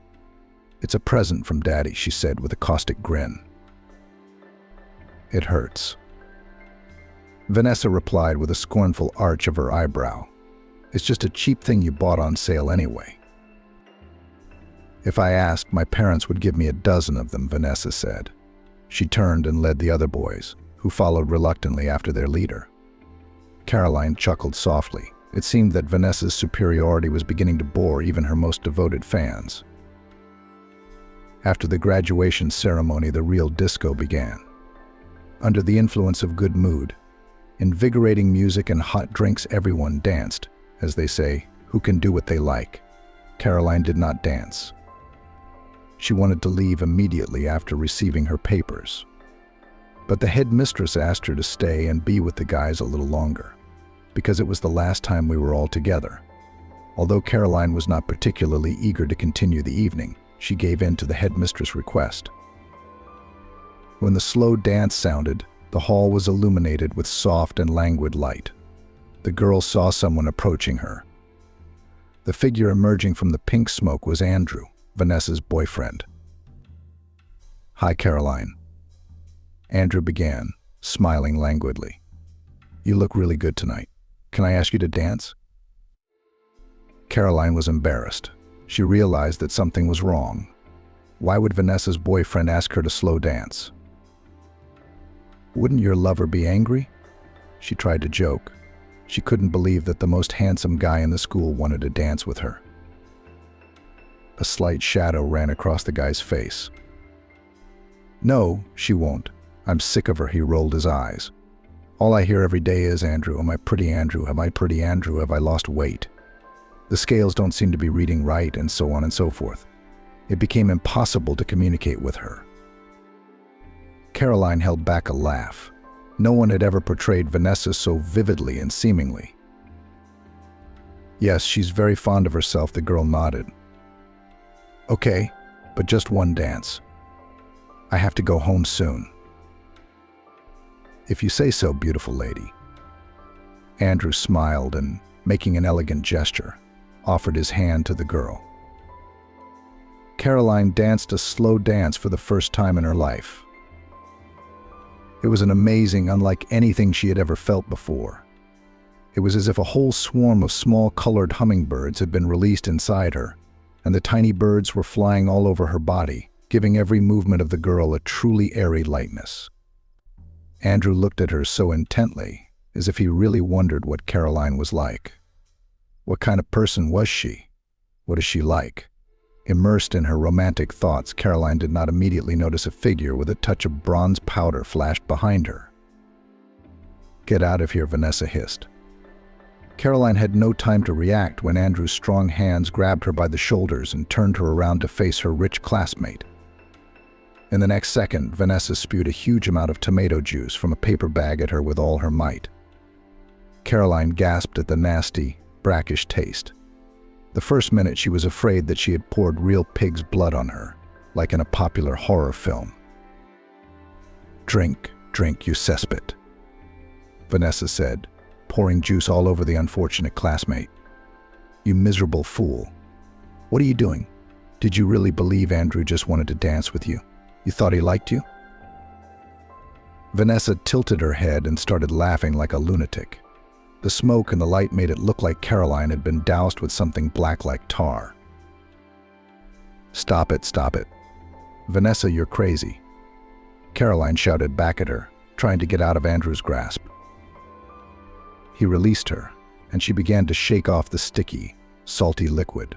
Her dress was hopelessly ruined, as was her hair. And what was most tragic of all, her mum's wedding shoes. "God, how can you be such a monster, Vanessa?" Caroline asked her in despair.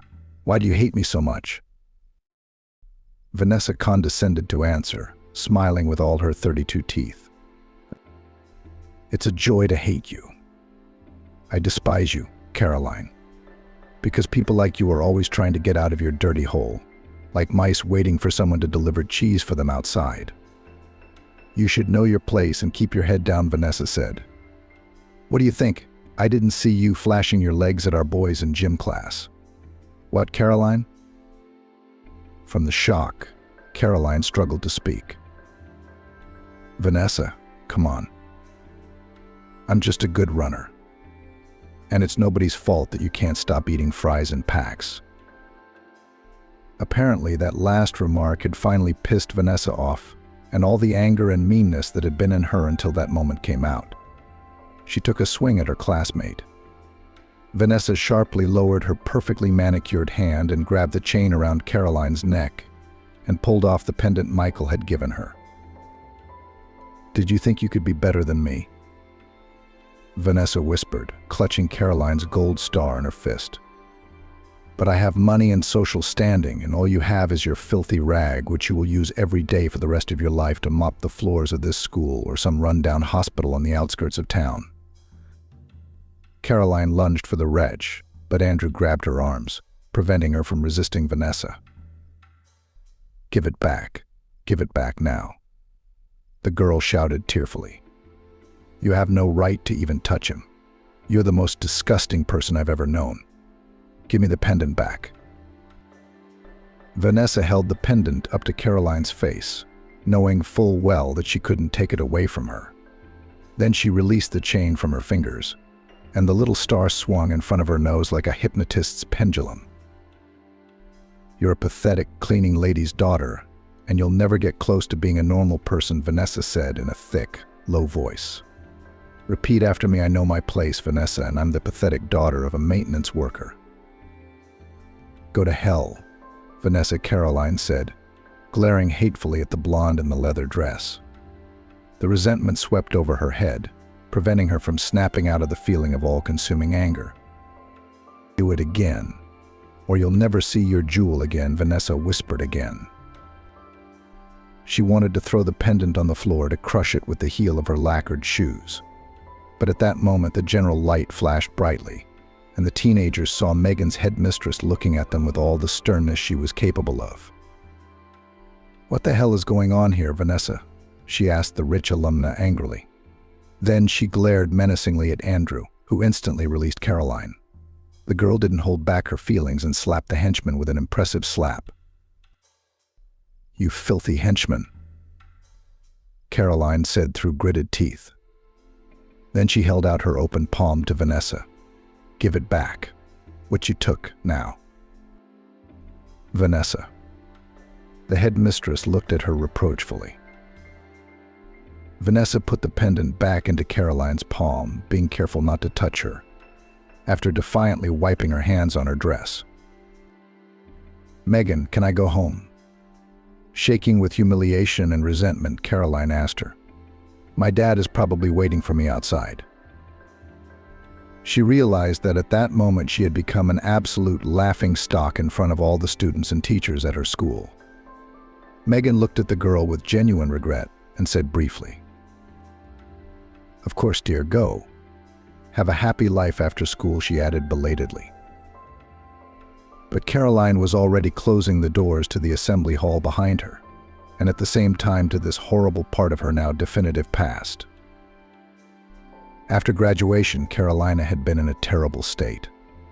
For almost a month, not wanting to go out, she hadn't discussed what had happened with her parents. When Michael met her at the school and saw in what moral and physical state is his daughter, the man was ready to tear and throw. "Daughter, just tell me, who are the bastards who did this to you? They're your classmates, right?" "What difference does it make?" Caroline waved it off. "Forget it, Dad. It was just some fools playing a joke on me like that. Luckily, I don't have to hang out with any of them anymore.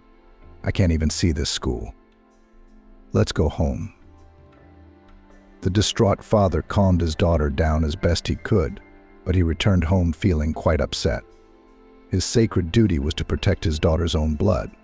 And now this. And Caroline, a light-hearted person, flatly refused to reveal the names of the villains. Michael could not, with all his will, break into the school and shake this information out of the teachers. Jennifer reassured her husband, saying that if her daughter didn't want to talk about it, then there was no need to get involved, so she had to deal with it on her own. Besides, she assured her husband, "Caroline always knows that we are close by, and we will always help her with everything she needs. Our daughter is very strong. If she needs our help, you and I will know about it, believe me." Caroline, meanwhile, was lying on her bed, clutching the tattered chain of her pendant in her hand. It wasn't even the dress or the nasty words Vanessa had said that hurt the most. Most of all, Caroline was tormented by anger for the spoiled gift of her father. She realized that the chain could be repaired, but she didn't want to burden her parents with it, telling them that she had just taken the pendant off and put it back to her. Caroline contemplated her future. Now that the hated school was over, the girl could for the first time consciously choose what to do with her life next. She realized that she had no prospects in this city. But to enter a good university in the capital also required a lot of money. And where to get it from? A regular part-time job. From the backwoods. And Caroline couldn't just leave her parents like that. They needed help, including material aid. The girl listed in her mind what she could do best. But alas, the list wasn't that long. Running, cooking, and the ability to wax floors to a shine. God, Caroline thought, was Vanessa right after all. and I'm not going to get anywhere in this life with these opportunities. Bitter tears ran down her cheeks. It turned out that her classmate, without knowing it, had predicted her future. But Carolina was not one of those who let circumstances overrule her so easily. Therefore, the girl decided to do the following. She wanted to work all next year to save a sufficient amount of money. After that, the girl intended to go to try her luck in a large regional metropolis. There she wanted to take a course in her profession, and maybe, after passing it, find a good job with a decent salary in the center. Caroline realized that it would be a difficult path, but she was ready to endure everything to change her life, thus getting rid of Vanessa's humiliating prediction. Having told her parents about her plans, Caroline sighed with relief. They were not against the girl to try to find a decent job. Michael and his wife were very happy that their daughter finally began to come out of that terrible state. "I will continue to help Mom and Dad," promised Caroline. "But I have to think about my own destiny. I want you to be proud of me, and I'm going to do whatever it takes to achieve my dream." A couple of days later, Caroline took her CV to a recruitment agency. She offered her services as a maid and, if required, she could also act as a cook, preparing simple meals. To her surprise, the call came quite quickly after that. In just a week, the girl was already sitting in front of a female employee recruiting domestic staff for wealthy homes. The woman scrutinized her profile and then looked at Caroline intently in the eyes. "What about your stress tolerance? Can you handle unusual situations normally?" The girl was somewhat taken aback. It was the first time she had ever been asked such a question, but she answered nonetheless. "Depends on what you mean by the word unconventional." The recruiter raised an eyebrow that was perfectly fine, like a thread, and began to curl her fingers. "Well, for example, if you are suddenly insulted without reason, from your point of view, raise your voice at you, or, on the contrary, show you special attention, maybe even with elements of a slight flirtation." Caroline gasped in amazement. "Excuse me, do you want to employ me as a maid or, with all due respect, sell me to a not very decent establishment?" The girl realized that after such words she would probably never get a job. But she couldn't help herself. Whatever it was, she wouldn't let anyone humiliate her again. Never. The employee nodded her head briefly and made a note in her notebook. She then raised her eyes to Caroline again. "Well, you answer more or less politely. And your reaction is quite adequate. I will report these points to my superiors so that they can make a final decision. You see, you've had 3 maids leave this place before you, and every one of them felt obliged to tell me in color that they were not warned about how bad it was going to be." "Is that a warning?" I asked Caroline, just in case. "Consider it a warning," the personnel officer nodded. "Expect to be contacted within 3 days. If you are contacted within that time, you are accepted. You will learn the rest of the details of your job on the spot. And yes, I almost forgot. You will be required to live on the employer's premises for the duration of the contract." Caroline nodded in agreement. It was all very strange, but all the more exciting. She really wanted to be hired for this position. The salary was more than generous. There would be something to help her parents. And even if these unusual situations arose in the course of business, she would not give herself an offense. 2 days later, Caroline's mobile phone rang happily, informing the girl that she had been accepted as a maid in the house of a rich businessman. "Mom, Dad, hurrah. I have a job now," Caroline happily announced to her parents. "They said they would pick me up in 4 hours." "I'm going to go pack," Caroline said. Jennifer breathed a sigh of relief and crossed herself. Her husband gently hugged her with the arm that had survived the accident, and the girl's mother slowly lowered her head onto her husband's shoulder. "Here is our girl going into adulthood," she said slowly. "God, I wish she'd do well there." "Don't worry," Jenny Michael held her close. Remember, you told me yourself that our daughter is a very strong person. She'll get through anything. When it was time to leave, it was not without tears. Her parents saw Caroline off with all the tenderness and warmth of their hearts, expecting her to come back next weekend to share her impressions of her new job. Carolina was picked up from her home 9-story building by a huge black business class UE. When the girl climbed into it, it seemed to her that she was inside a cruise liner, so huge was the space of the car interior.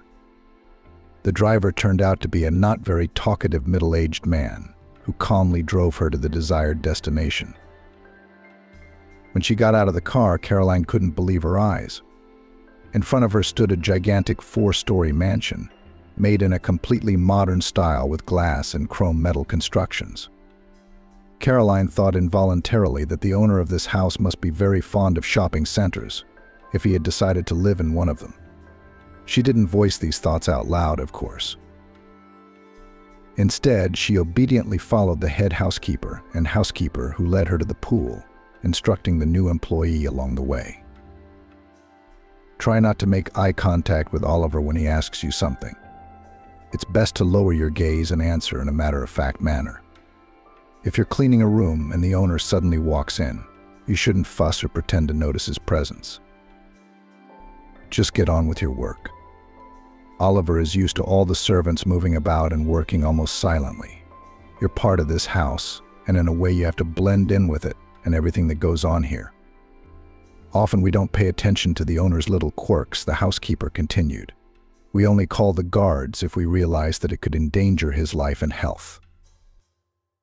Caroline was silent, but she felt as if she were in some modern fairy tale about an enchanted castle where everyone was silent and could not say a word to the cruel king who ruled this high-tech kingdom.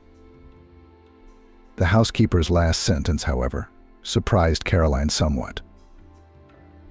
"Excuse me, I think you said something about quirks. May I clarify what exactly was meant?" The housekeeper stopped and looked at the girl as if she were trying to see through her thoughts with invisible X-rays. "You were not warned by the agency about possible irregularities, were you?" she asked dryly.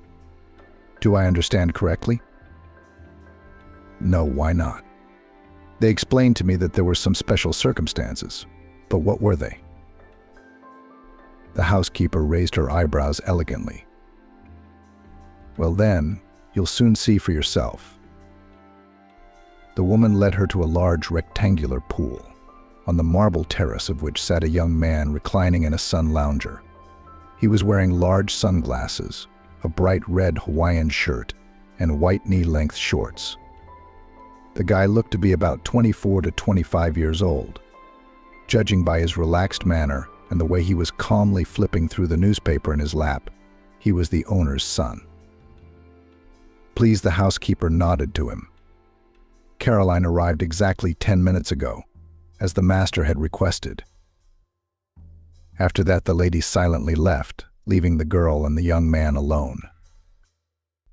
"Hello," Caroline greeted him politely. "Excuse me, do you know how long we have to wait for Oliver?"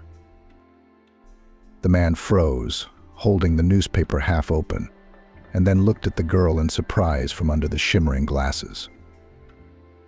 "I don't understand," was all he could ask. "Excuse me, but you must be the son of the owner of this house, aren't you?" Caroline answered the question with a question. "I just can't get used to how many rules there are here. I wanted to ask you about them before I met Oliver," she continued. The young man continued to stare at the maid in mute amazement. She, not knowing what to do in such a delicate situation, just stood there staring back at him. Finally, the man couldn't stand it any longer and laughed loudly. Caroline felt incredibly stupid, but still managed to squeeze out a weak smile. "Honestly, I've never had one of those before," he said through his laughter and came close to Caroline. The girl blushed instantly, not knowing if she could back away from him at least a couple of steps. The master's son came so close that Caroline could feel the fabric of his fluttering shirt with her hand. "Caroline, that's your name, isn't it?" he asked with a playful smile. "Did Amanda say it right?" Yes, that's right. Caroline looked up at him again. Now, Caroline, the owner of the house is not coming here for the simple reason that he is already standing in front of you. I am Oliver. Caroline stood still with her mouth open in astonishment. Without another word, the young man pushed his glasses back over his eyes, and then strode off at a steady pace toward the stairs leading to his private wing. He threw her a final glance without turning round. I like you, Caroline. You are now definitely accepted. Please tell Amanda and ask her to come and see me when she has a free moment. With these words, he disappeared, leaving Caroline in a half-faint with excitement. Caroline told the housekeeper that the master was waiting for her.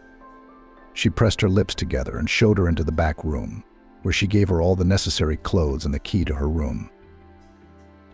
Remember, we rise at 6, so you won't be seen or heard.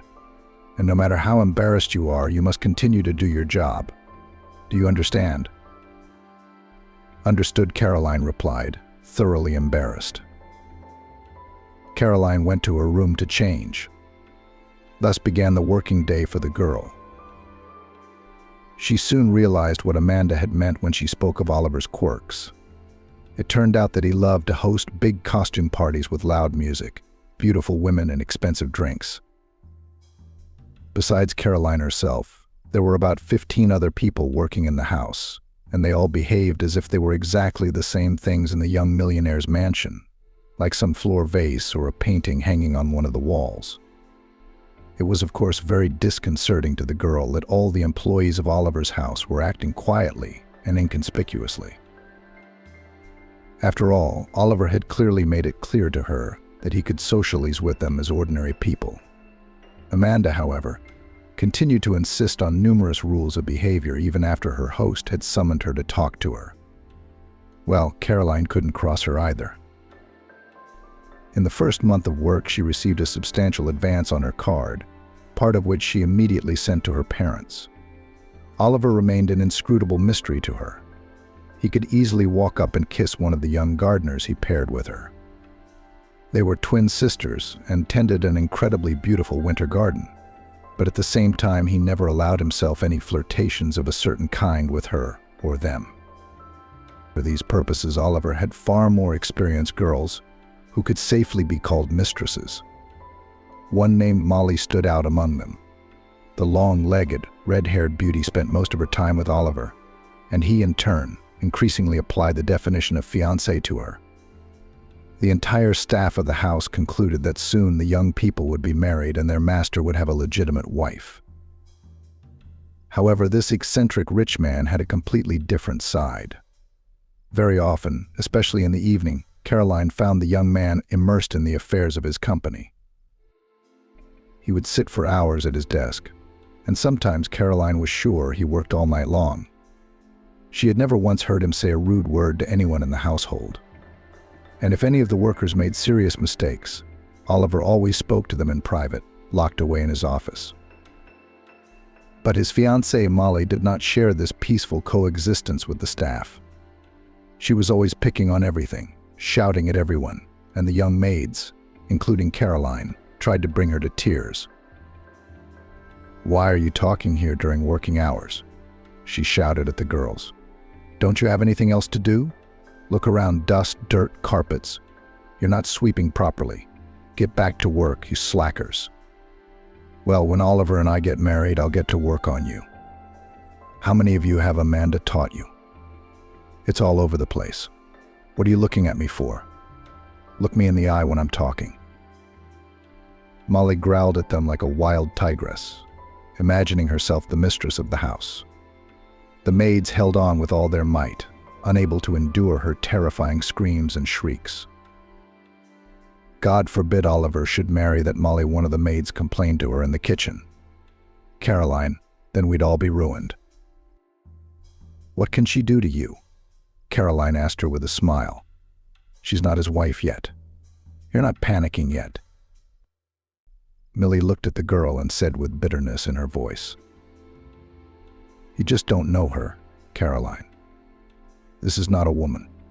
That's jealousy and greed combined. Only in stilettos. She'd run us all to pieces, I'll bet. She's jealous of her master's every plate. The other day she complained to him that we were too pretty to walk round the house and charm him with our slim legs. Beatrice and Caroline laughed together, realizing how absurd the situation was, especially when it came to a man like their master. I can't lose this job, Beatrice continued sadly. I have a little son in the village with my mother. I work here and send them money so that Matthew will not need anything. I understand, Caroline said. My parents have always lived very modestly in another town, so this place is a real chance for me to make a name for myself. Beatrice looked out the window at the full moon hanging over the horizon and smiled dreamily. Oliver's very good, she murmured, as if in confidence. He has his quirks, of course, but he's not as cruel as Amanda says he is. I suspect she's made him look like that to us on purpose, so that we'll work harder and not relax. He is a little strange, Caroline agreed, and looked away from Beatrice, lest she should read into it the feelings that Caroline felt every time she remembered how close Oliver had been to her. He is very young, and for the owner of such a huge company, how had he achieved all this? He inherited it 3 years ago, Beatrice replied simply. Since then, he's had these oddities of working non-stop and resting all the time. His father, Marcus, was poisoned at a business dinner. The police were never able to figure out who did it. You could say the culprit is still walking free. And Oliver is very afraid that at any moment he could be next. Really, Caroline was genuinely surprised.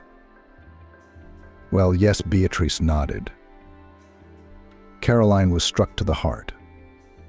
She had never imagined that such a tragedy could have befallen this outwardly light and cheerful person. I think, Beatrice continued, that all these parties and phobias, like the fact that he always takes our cook, Kevin, and one of the maids with him when he goes to other cities, are all ways of distancing himself from this personal drama.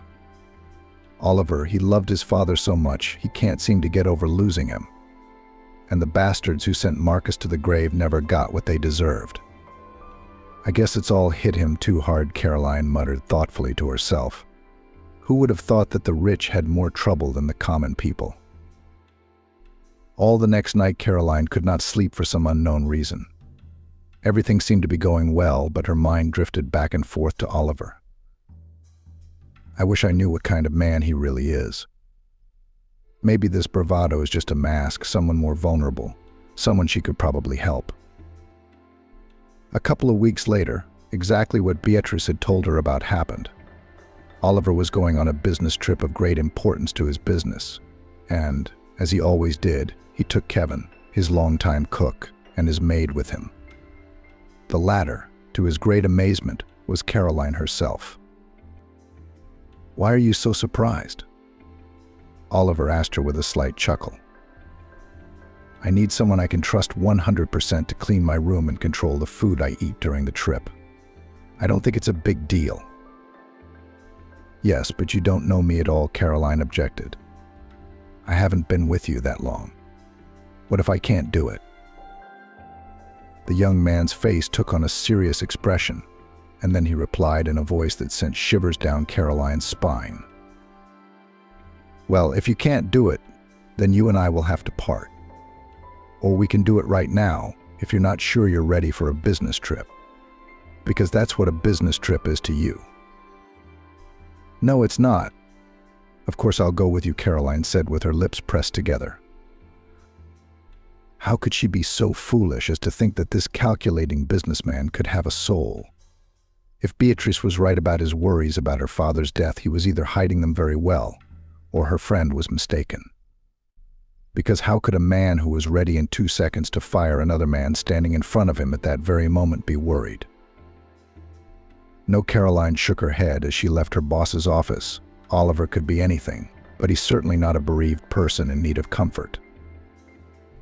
When all the things were packed and Caroline and Kevin were getting into one of the 2 large jeeps, one for her and the cook, and the other for Oliver and his guard, Kevin said to Caroline with a kind smile, "Don't you worry so much, my dear.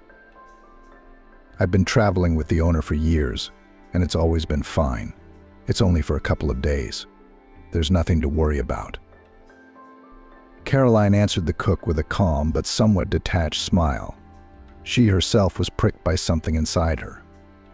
A bad feeling plagued the young maid. Suddenly, looking up at the upper windows of the mansion, she thought she saw a familiar silhouette flicker into Oliver's study, for a tiny fraction of an instant. She even thought she saw someone's fiery red hair through the window. But it couldn't be. Molly had gone to some foreign resort the other day and was not expected to return for another week at the earliest. "It must be your imagination," Caroline said to herself. "You should read less detective stories at night." With these thoughts, the girl got into the car. At first the road was good, and the way through a dense forest seemed to the girl even picturesque. But gradually, the closer they got to the wide stone bridge, the more potholes were encountered on their way. The driver explained to Caroline that the road had not been repaired for a long time, and therefore they had to be especially careful here. "You don't have to explain to me," she nodded, remembering the tragedy that had happened to her own father. The driver wanted to say something else to Caroline, but suddenly he was attracted by something unusual happening ahead with Oliver's car. His business car, which was considered one of the most reliable in the world, suddenly began to swerve on the road. Every now and then his driver was swerving sideways. "What the hell is going on up there?" was all the driver of the Jeep with the cook and the maid could manage to say. When the car in front of him went over the bridge railing at full speed and fell into the water with a loud splash. "Oliver," was all Caroline could exclaim in despair. But then their car began to do the same kind of pretzels. "What happened?" Kevin asked, horrified, his huge blue eyes now huge. "Are we all going to crash now?" "Don't talk rubbish, Kevin," shouted the driver, trying to hold on to the steering wheel. "I don't understand. I just had a full inspection last week. What the—" He didn't have time to finish, because their Jeep also failed to slow down and went full speed into the river after Oliver's car. Caroline couldn't remember exactly how she'd ended up underwater. It was just a protective reflex, and she opened her eyes, being already a few meters into the deep abyss. The cabin was completely submerged. This she realized at once. Sitting next to her with his eyes wide open was Kevin. Blood was oozing from the wound on his temple. And Caroline realized with bitterness that the poor man had obviously been hit when the car fell. He was dead, and so was the driver, who was almost immediately choked by the powerful torrent of water. Being an excellent swimmer, Caroline had good lung capacity, so she managed to get out of the Jeep quickly enough. The girl looked, trying to find the second car in the murky water. Finally, she saw it. Oliver's car was buried up to its bonnet in the mud, sinking to the bottom of the river. After swimming a few more meters, she saw Oliver's hands floating in the water, which she grabbed and began to pull him upwards, away from the submerged car. With great difficulty, Carolina managed not only to pull her boss up, but also to drag him to the shore, and from there to the nearest road. There, Caroline was able to stop the first car she could find and call an ambulance. Until the medics arrived, the girl gave the victim all the necessary resuscitation measures. She felt Oliver's pulse on the shore, and making sure that he was alive, tried to pump out most of the water from his lungs. Although the man coughed up enough water, he never regained consciousness, so Caroline had to carry him on her back to the nearest motorway. Caroline's own lungs burned like they were on fire. Her legs were shaking. She was sweating and coughing. But she was determined to save Oliver. When the ambulance finally arrived, Caroline described the situation to them, and they realized that there was something wrong and called the police. Caroline and Oliver were taken to the hospital, where they received all the necessary care. As the girl was hardly hurt, she was able to visit Oliver after a few long hours, which seemed like an eternity. The man, who by then had come to his senses, thanked her profusely. "You said you couldn't handle it," he said in a hoarse voice. "You not only managed, but thanks to you I'm still alive. and I can imagine what you had to go through while you dragged me through those woods. I'm sorry, Caroline. I'm ashamed of the way I pointed out your place, Oliver said. Come on, Oliver, Caroline said. The most important thing is that you're breathing. My teachers at school told me I had a talent for running. I'm finally getting the hang of it. If I hadn't run so much, I wouldn't have been able to get you out. Except what? Oliver asked her grimly. Your colleagues, Kevin, Nick, Matthew. They're all dead, Caroline said with a heavy heart. Oliver nodded understandingly. I don't understand what happened at all. The cars were in perfect working order, I'm sure of it. Caroline, Oliver glared at his young savior. Is something troubling you? Are you ill? Should I call a doctor? No, Oliver stopped her. No, it's not that. The young man reached into his jacket, which was hanging on the chair, and pulled a thick notebook out of the pocket, followed by a pre-prepared pen, straight from the cover. He wrote something on the tiny piece of paper, and tearing it off, handed it to Caroline. Now you are the only one I can trust. Caroline, not understanding anything, took the slip of paper from his hands. There were some numbers written on it, and the girl counted as many as 10 of them. But what are these? She asked. It's a code. Don't worry, it's not for the safe, Oliver joked. It's just from my work laptop. The computer is in my office, and I have an unusual favor to ask of you.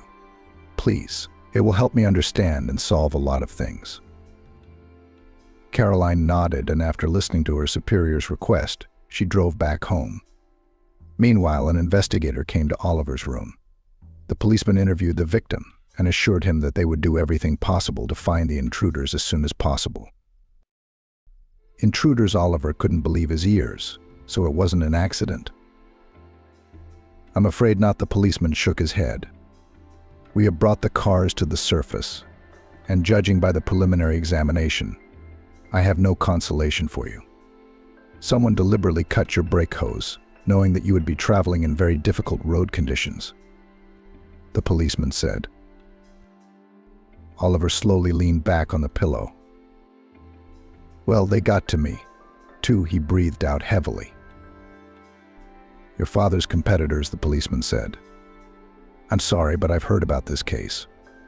As far as I understand it, they never found who was responsible for Marcus's death. Oliver nodded briefly. I think it's the same people, he said weakly, feeling the familiar fear that the young man had been so successful at drowning out with alcohol all these years. Meanwhile, Caroline arrived at Oliver's mansion and went up to his office as inconspicuously as possible. She realized that all the cameras in the house had probably caught her, but she hoped that in case the security service was displeased with her, the owner of the mansion would somehow protect her in front of them. The girl booted up the ultra-modern flat-screen computer, then entered all 10 digits written for her by Oliver into the password field. Within a second, a blue wheel was spinning on the screen, and then access to the landlord's desktop opened up. A folder labeled Cameras clicked open. Caroline selected the appropriate date and the Garage tab, then waited for the video she wanted to see to load. Literally seconds later, Caroline saw the garage room. And then, the girl did not believe her eyes at first. A red-haired beauty in expensive shoes and the head of security, the man who was supposed to protect Oliver, entered the garage. He quickly looked around and damaged both brake hoses in the very cars they were traveling in today. What followed was an equally disgusting scene. The red-haired beast, who Caroline realized was Molly, gave her partner a kiss, after which they both left the garage at a leisurely pace. Caroline copied the tape to a flash drive, shut down the computer, and only then called the police. When the investigator and the SWAT team arrived at the mansion, the head of security was already packing his bags, expecting to run away with his girlfriend abroad. But Molly, thinking that their cunning plan had come true and Oliver was dead, had no intention of sharing her loot with her lover. Molly was picked up at the airport as she tried to leave the country. The investigation later revealed that Molly was actually working for the same people who took out Marcus, Oliver's father. She didn't take out anyone specifically, but she was promised an extremely large percentage of Oliver's wealth if he died before reaching the site of his next negotiation. So here Molly had charmed the man closest to him and put the idea in his head that she and he could be perfectly happy if they eliminated their wealthy master. Now Molly and Oliver's head of security are facing a hefty prison sentence. In addition, Oliver's ex-fiancée has shamelessly ratted out her own masters to the investigation.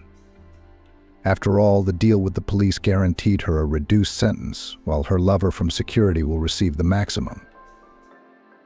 Thanks to Molly's confession, the ringleaders of the rival company that had ordered Oliver's father were quickly identified. As it turned out, they were longtime enemies of their family, the family of the oldest of the brothers, who'd always wanted to take over their grand business. Oliver, coming out of the hospital, realized a lot and completely rethought his life and attitude to people. The young man first of all forever stopped with parties. In addition, Oliver permanently canceled all the stupid rules and fired Amanda, who frightened everyone. After that, he hired a completely different, kind-hearted woman who could not only manage his household perfectly, but also interacted with all his employees and co-workers as if they were family. Caroline continued her work in the house, but now they were very close friends. Their shared story of saving Oliver's life brought them together, and that was just the beginning.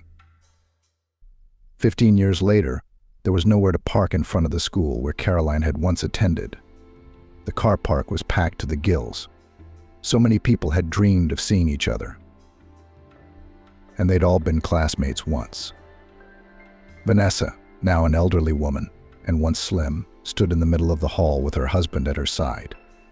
The seated middle-aged man clearly didn't understand why he had been brought here, but he couldn't resist the will of his wealthy wife. Vanessa began to look even more full and plump than before.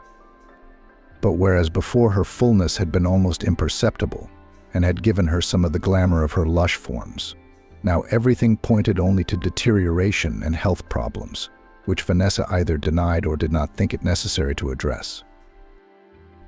The woman could barely squeeze into a thin, sparkling dress, expecting, as it seems, an unforgettable wow effect from her old-school friends. However, those who admired Vanessa, and those who just pretended to admire her so as not to be pestered, could not appreciate the outfit, for the many folds made Vanessa look suspiciously like a sausage.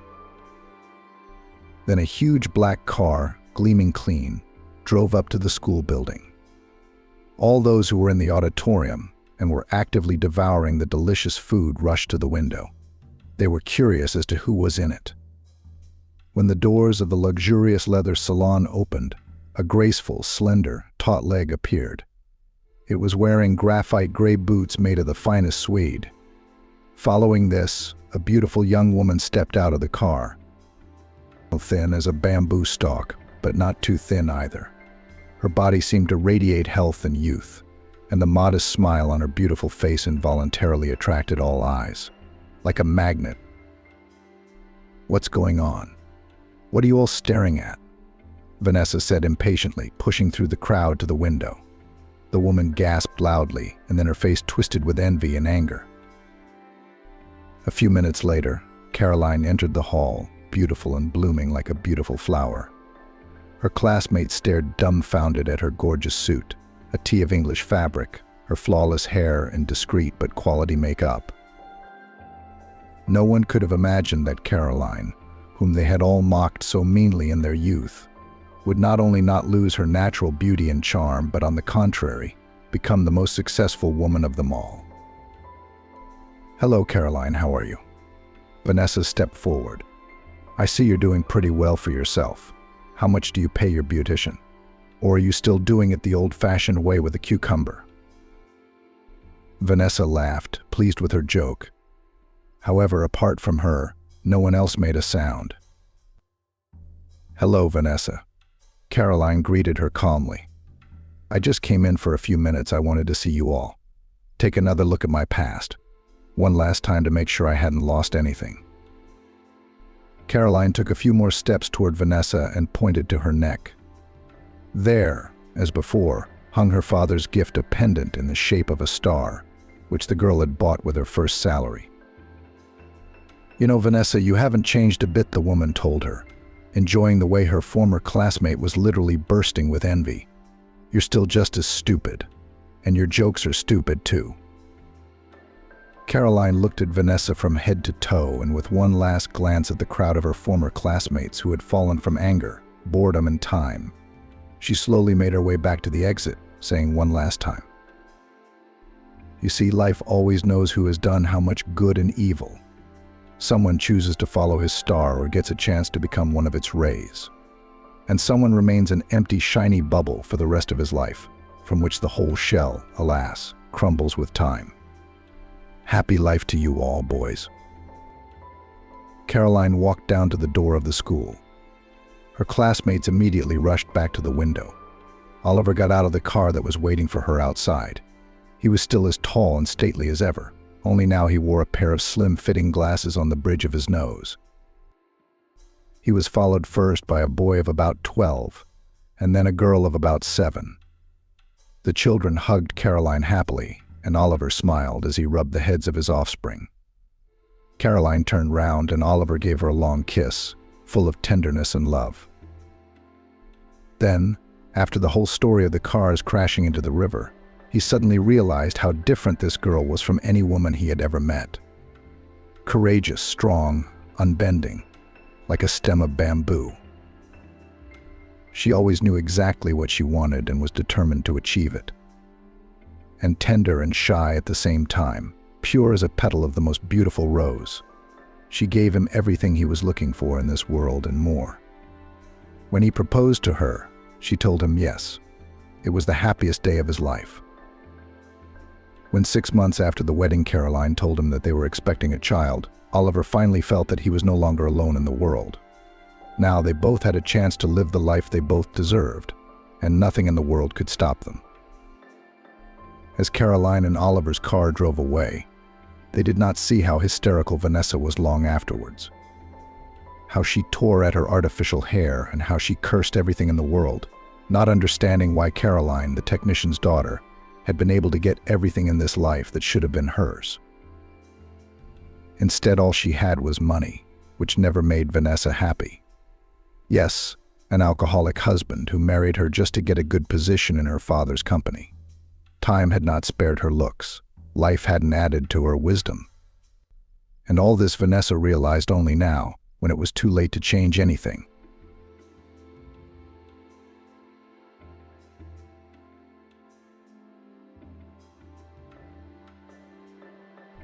A bankrupt rich man came to visit his mother, who was abandoned in the middle of nowhere 5 years ago.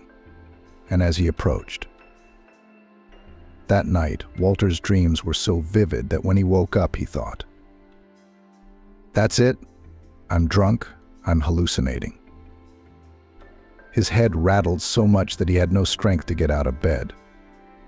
The man rolled over onto his side with difficulty and slowly got up. There were pills somewhere. He pulled out the nightstand drawer, fumbled inside with his hand to dissolve the pill in a glass of water. Walter drank and lay down again. He dreamt of his father that night. He was angry with his son, swearing and shouting. But what he did to his mother. "You're selfish and mean," his father said. And Walter stood in front of him as he had years before, as a child, and did not look up. "Mother spent her whole life raising you, denied herself an extra dress. And you," the dream was so explicit that Walter could almost physically feel the slap his father had given him. It was at this moment that his mother had to stand up for her son. She had always protected him from everyone, calmed his father when he was angry, defended him in front of his teachers at school, scolded the neighborhood kids, taking away his bicycle. Where is the mother? His father was getting more and more unruly. He was about to take off his belt and give Walter a beating. But Mum wasn't in the dream. She never came to save her son. And that realization made me feel cold inside. Fear gripped his whole body and cold sweat broke out on his forehead. Walter woke up covered in sweat. The man hadn't seen his mother in 5 years. Maybe she's dead, he thought, and that thought made his head crack even harder.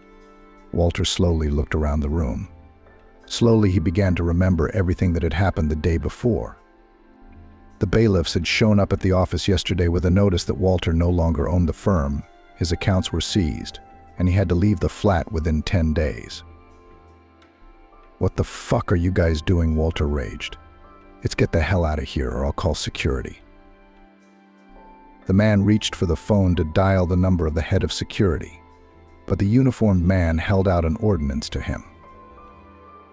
"What's this? What are you pulling at me?" "Your paperwork's failing." Walter was confused as he read what was printed on the white sheet of paper. The paper stated that the new owner of the firm was Monica Kravchenko. "Wait," the man said in a more peaceful tone. "Can I call the owner of this Monica who is in the paper here? I'll try to find out everything. I know her." "Please," the man in uniform said indifferently. "Just do your best. We won't be here long." Walter frantically dialed Monica's number, not understanding what had happened or why she owned his firm. This is some kind of misunderstanding, he thought. For a moment the man thought he was being pranked, like on a famous TV show. Now the door will open and a film crew will come in. Everyone will shout it's a prank. A polite voice is heard in the receiver. "The subscriber is temporarily unavailable." "Shit," Walter cursed. "You can only take your personal belongings.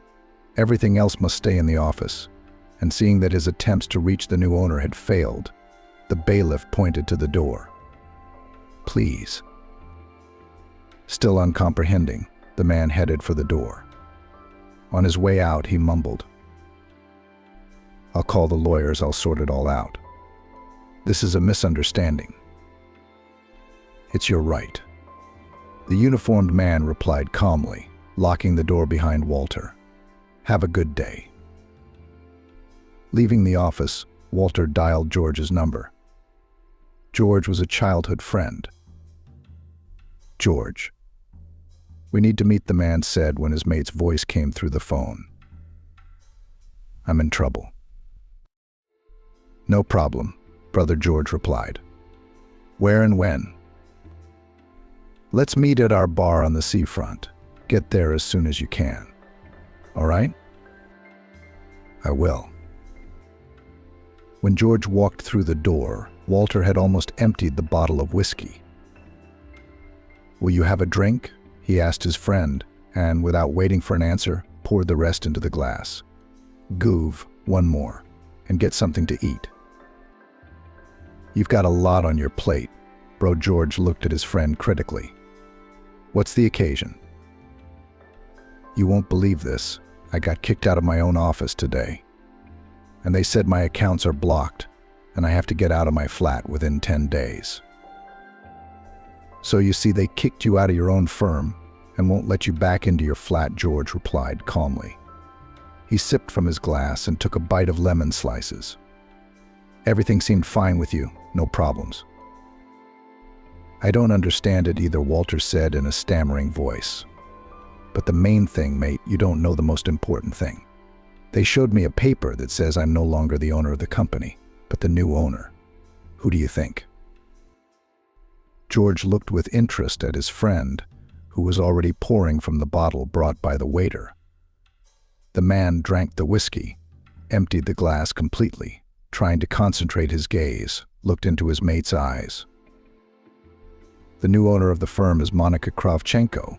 He said these words sarcastically, slowly, deliberately stretching each syllable so that George would understand faster. "You're Monica?" George seemed surprised. "How so?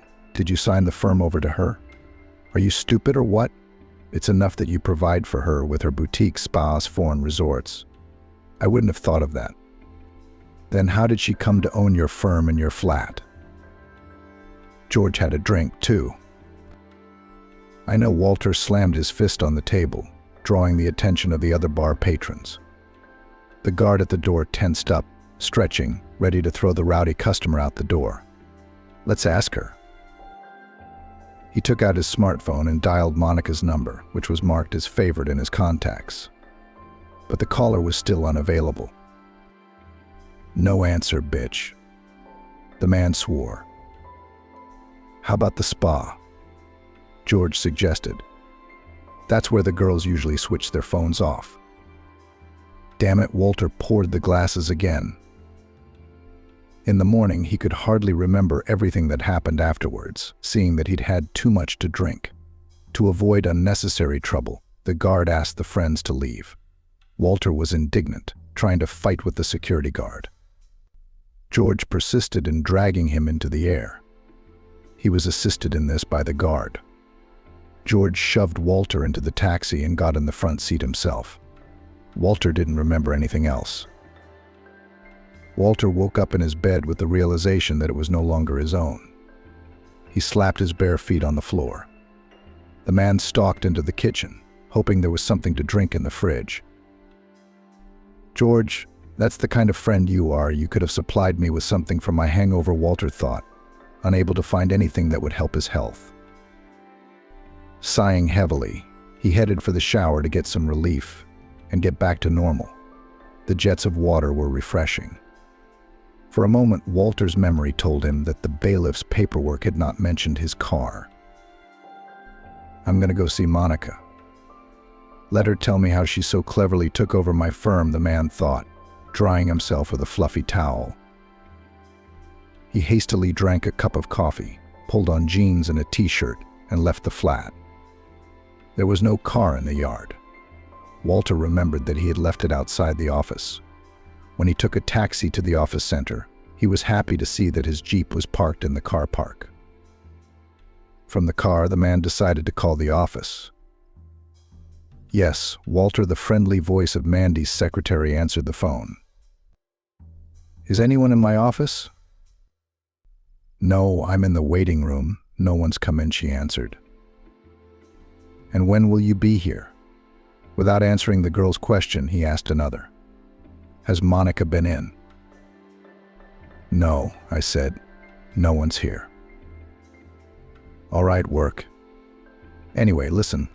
Close everything up and go home. Get some rest. I'll call you later when there's news." The man turned the key in the ignition and drove out of the car park. He was determined. "Now this bitch will explain everything. She'll tell me everything.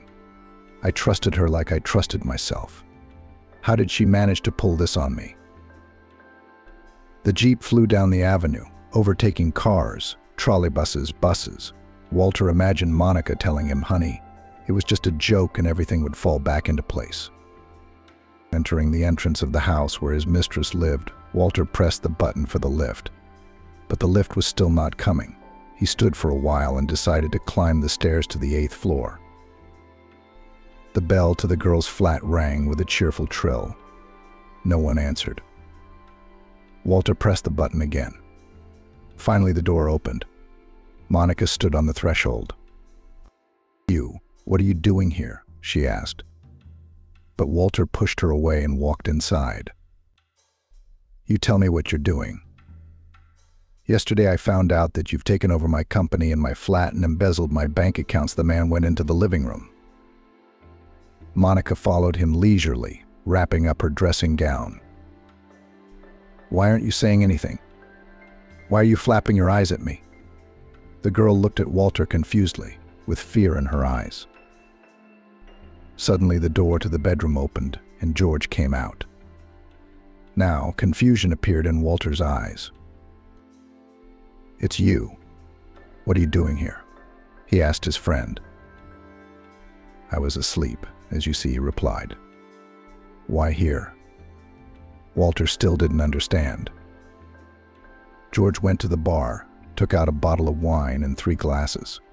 He opened it slowly and, pouring the red liquid, handed 1 glass to Monica and sipped from the other. "Shall we drink?" He nodded at the glass. "I'm driving," Walter replied. The absurdity of the situation kept him from realizing what was happening. But he was beginning to realize the worst of it. His best friend was sleeping with his girlfriend, and his girlfriend had somehow robbed him of everything he had earned over the past years. "Will you explain something to me?" Walter plopped down on the couch, folded his arms across his chest, and prepared to listen to his lover and his friend's explanations. "I'm asking both of you," he raised his voice, glancing at George and the girl. "Don't you yell," George told him calmly. "Not at home. In fact, you don't even have a home anymore. Monica owns the flat as well as the firm. So it's not in your best interest to make a fuss here. If you behave well, we'll leave you some money for the first time," said George. "You will? You'll leave me some?" Walter jumped up from the couch, grabbed George by the neck, and started to shake him. But the man pushed him with such force that he was instantly back where he had been. Walter wrapped his arms around his head. Everything that was happening seemed like a terrible dream, a nightmare, a delusion. "So you're the one who pulled this off and left me with nothing." It finally dawned on Walter that this was no joke, no prank. "What do you think?" George asked wryly. "Monica wouldn't do such a thing. She's not very clever, as you know, but she has many other talents." "Yes, Monica." George put his arm round the girl's waist and held her close to him. He looked victorious next to Walter, who was devastated after last night's binge, humiliated. "How could you, George? We've been friends since we were kids," Walter asked in a quiet voice. "Friends?" George let go of Monica and walked over to Walter, who was sitting on the couch. He leaned over him, his gaze angry and prickly. "Is that what friends do? You always acted like a king, always taking the best for yourself. I had to make do with what was left. You had the best girls, the best clothes. Your parents even gave you a car freshman year. I was always your shadow, always rushing to your aid when you were whining, George, help. Like yesterday, I came to you as soon as you called. Only that was the last time." Saying something like that? Walter tried to get a word in edgewise. "Shut up and listen." George cut him off. "I'll be running the firm from now on. Monica is just a formality. Without her, I couldn't have gotten the business away from you. I mean, you were head over heels in love with her. Fool. But you've always been emotionally driven and you've never thought straight. You're also too young and overconfident. No, Walter, you have no sense of self-preservation. And in this day and age, you can't trust anyone. You hear me? Not even the woman who spends the night with you. And you're the one who likes to talk about your successes," George continued. "So how much do you need for the first time? I'm not greedy. I can slip a few $1,000s from your old accounts." "Fuck you," Walter got up from the couch, looked angrily at his former, now no longer friend. Then he looked at Monica. "You're still a doormat, just like you were a doormat.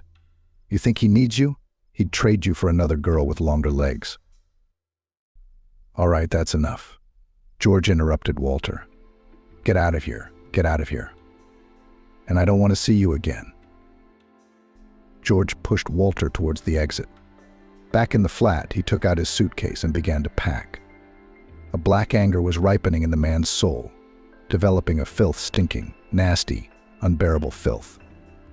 Rolling the suitcase into the hallway, Walter returned to the bedroom and opened the safe.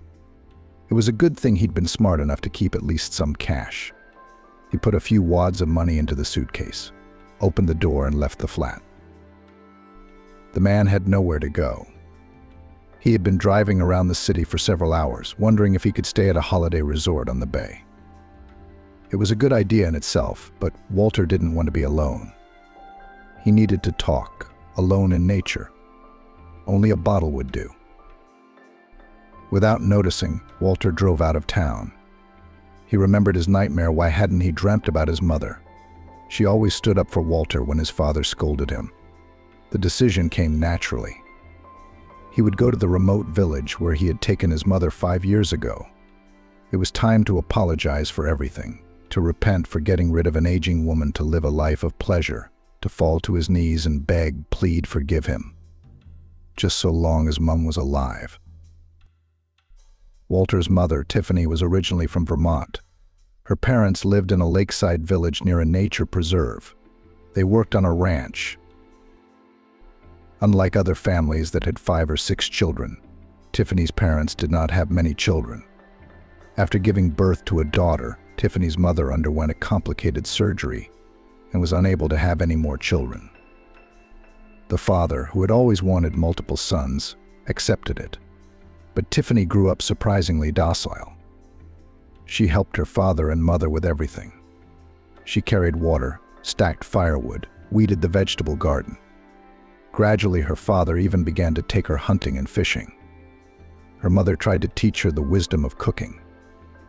On long winter evenings, they spun, knitted and sewed warm clothes together: socks, mittens, hats, waistcoats. When Tiffany finished 9 grades, she was ready to leave for New York. The village slowly began to die out. The young people were moving away. Houses were falling into disrepair, left without owners. Having settled in the cities, the children took the elderly parents to their homes. When Tiffany's mother heard of her daughter's plans, she pleaded, "Daughter, how can we be without you? Who will bring us a glass of water in our old age? I'll go to college or university, finish, get a job and help you," Tiffany replied. "And my mother is right," said my father. "There's really nothing for girls to do here. I heard the other day they're closing the post office. We'll be traveling 40 miles for our pensions. Let her go, God willing, she'll do well and everything will be all right." Having reconciled, the mother helped her to pack her daughter's things, and on the appointed day she and her father took her in a pickup truck to the railway station. A month later, they received a telegram. "Mom, Dad, I got into college." Tears came to the mother's eyes. Her father comforted her.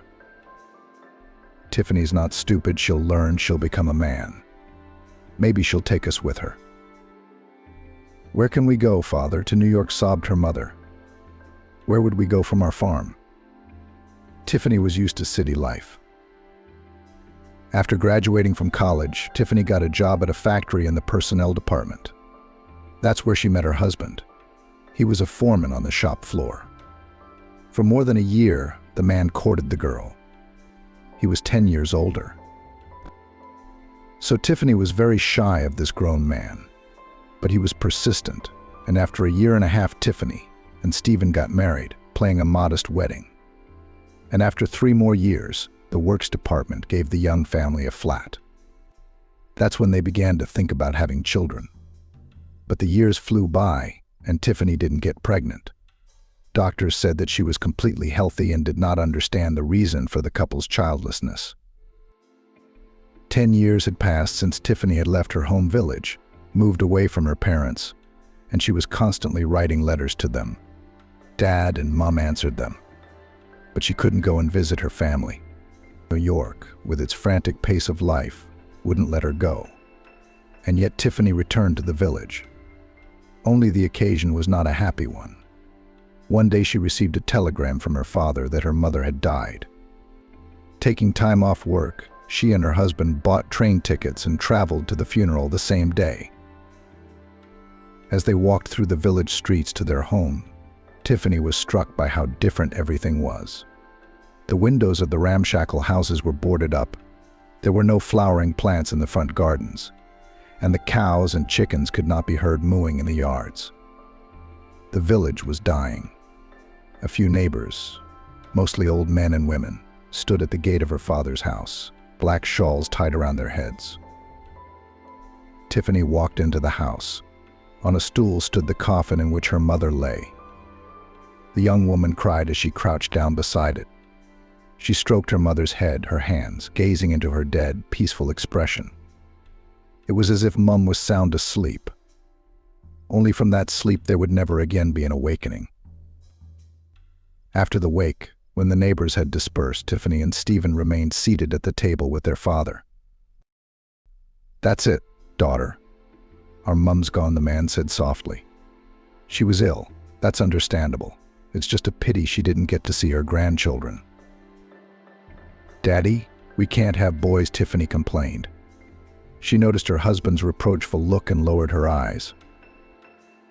"Do the doctors say they're just throwing up their hands?" Dad asked. They say we're both healthy, she shrugged her shoulders. Apparently our time has not yet come to become parents. It's not the time, sighed the father. Sins do not give. What are our sins, Daddy? Tiffany got excited. Maybe you do, maybe you don't. Sin is a multi-generational thing. You don't hear its reverberations right away. But you should repent for the sins of your ancestors. Well, it's time to go to bed. I'll go close up the cattle, and you make yourselves comfortable. We'll talk in the morning. And in the morning the father woke up the sleeping couple and took his daughter and son-in-law to the forest. They walked for a long time along a narrow path until they came to a waterfall, a turbulent stream of water jets falling down from a high rock, creating an iridescent fountain of splashes in the sunlight. The spray played with different colors, flying in a fine trot in all directions. In the bowl at the foot of the waterfall, the water calmed down, allowing me to see the reflection of my face, slightly distorted by the movement of the water. Take off your clothes, Father ordered. Dip yourself in the water 3 times and cross yourself. Am I not baptized? Stephen tried to object, to whom the whole ritual seemed like nonsense. Just say, "Forgive me," Lord, the man said firmly, stroking his gray beard. He might hear you. We're not Christians. Tiffany and Stephen went down to the waterfall bowl and did as their father had instructed. They walked home in silence, each thinking about something different. At dinner, Father said, "The old people used to say, if someone dies in a family and a child appears in the same year, it means that God has forgiven the sins of the deceased. God is merciful. He will forgive our mom and give you children." Stephen looked at his father-in-law in surprise. Tiffany only spoke, "God willing, Daddy, God willing." A month later, the woman found out she was pregnant. And in May, she and her husband had a beautiful baby boy, Walter. The couple was happy they couldn't get enough of the baby. The joy of the birth of a son overshadowed the death of Tiffany's father. The news that came from the neighbors, already after the funeral of the man, for 10 years of childless life they managed to save money. Therefore, immediately after the birth of their son, Tiffany and Stephen bought a cooperative 2-room flat in a new building, in which a separate room was allocated for Walter. Stephen quickly sobered up from the euphoria of becoming a father. He tried to teach his son to work hard, be responsible, and stand up for himself. But Tiffany continued to nurse him like a hen. "You're too hard on your son," Stephen, she told her husband, who made her 3-year-old son take out the bin. "He is still very young. It's nothing, he can lift a cup, but will he carry the bucket away?" On weekends, his father dragged his son to the park for a jog, made him do push-ups and pull-ups on the bar. And when he was 5 years old, he gave him to a boxing class. However, after the first bruise received by his son at the training, his mother flatly refused to take the child to boxing. "Do you want to make your only son an invalid?" She objected to her husband's arguments that the boy should grow up to be a man. Stephen was madly in love with his wife. It was difficult for him to argue with her. The man tried to avoid the slightest cause for quarrel, so in most cases Tiffany was able to win the right to bring up her son as she wanted. Walter was never denied anything. The best toys, a bicycle, beautiful things bought in brand-name shops, all this was taken for granted. Walter was not a stupid boy, though. At school, he studied for a solid 4. Teachers praised the bright pupil, but his discipline was lousy. With his friend George, who lived in the next door, they were always inventing new pranks. One day they bought a rat from a pet shop and put it in the teacher's desk drawer. When she opened it to take out her notebook, she nearly fainted. The mother was summoned to the principal's office. Blushing, she apologized for her son and promised that she would have a very serious talk with him at home. The next day, Walter and George broke a window in the teacher's lounge by throwing a basketball at it. Tiffany had to tell her husband. The principal strictly ordered that new glass be put into the window frame immediately, but the woman herself could not do it. As punishment, Walter was banned from the yard for a week. During spring break, he sat at home, looking out the window as the boys played in the yard. Still, Tiffany's son's childhood was no worse than other children's. In the 9th grade, Walter was given a moped for his birthday. At the end of the first year of the institute, his father bought him a new car. Parents loved their son with all their hearts, and no matter how hard they tried to bring him up in strictness, paid for his growing needs. After graduating from the economics department of the institute, the boy got a job in a large trading firm. "I'm not going to work for my uncle all my life," he told his parents. "Here I will gain experience, learn how everything is actually arranged there. I'll open my own firm." Father by that time had already retired, but continued to work, having traveled a long professional path from a simple worker to the master of the shop, and then the head of production. He thought that trade was not a serious business. The man repeatedly persuaded his son to go to work at the plant in the planning and economic department, but he only waved him away. "Here is your factory, the last century," said Walter. "The future is in business." Dad just shook his head. He thought that business was all about bandits, while an honest man should work for the good of his country. He himself lived like that until the last day, every morning passing through the factory gate. Walter's father passed away without giving anyone long suffering and agony. One day he fell asleep and never woke up. He died quietly, in his sleep. Walter turned 30 years old that year. After his father's funeral, Walter felt he was in charge of the family and felt it was his time to make decisions. He left the firm, sitting in his room in front of his computer 24 hours a day. Then one day he said to his mother, "I know you and your father had savings. I've decided to start my own firm and I want to ask you for money." "How much do you need?" Tiffany asked. "The more the better. I need to rent an office, buy office equipment, but I also need money for the first batch of goods," Walter replied. "I'll give it to you." "Sure, son," agreed his mother, who was not used to refusing Walter. A year later, Walter was already the director of a trading company, which did not bring super profits but worked quite successfully. The staff was a few dozen employees, which son Tiffany paid salaries on time, and especially enterprising even encouraged bonuses and trips to seaside resorts. And he was in no hurry to return the money his mother had given him to start the business.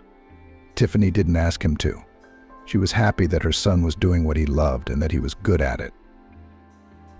As time went on, and one day Walter came home and told his mother, "I'm bringing a girl over tonight, so make us something for dinner."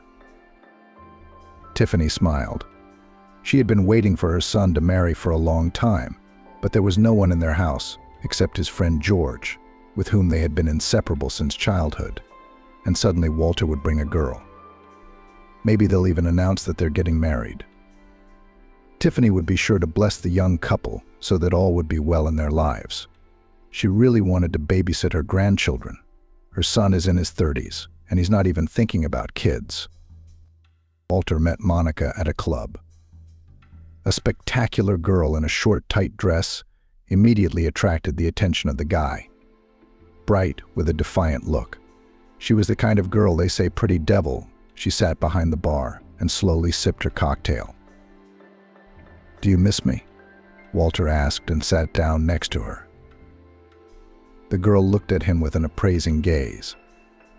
Apparently she liked the young man, decently dressed, attractive, and when he pulled his wallet out of his pocket, took out a large note and handed it to the bartender, saying, "I'll have a whiskey and the girl will have whatever she's drinking." The pretty girl smiled white-hot. Walter, the man, introduced himself. "Monica," the girl said, stretching her name slightly. "I mean here alone." "What are you interested in?" The girl was obviously flirting with her new acquaintance. "Very serious," Walter said, and put his palm on Monica's waist. "Be careful," she warned him. "I might hurt you." How could such a sweet, charming girl offend a poor, lonely guy? I wouldn't believe it. Walter tried to make a joke. Here's to introductions, he drank, pushed the glass away from him, and said to the bartender mate, "Do it again." Monica, sipping her cocktail leisurely, looked at the man. "Are you alone?" the girl asked. "Not exactly. My friend and I agreed to meet here, to have a little fun, and all that work and work," answered Walter, calculating the next portion of whiskey. "So I'm the third extra?" Monica made a jokingly sad expression on her face. "Where does poor Walter work that he's so tired?"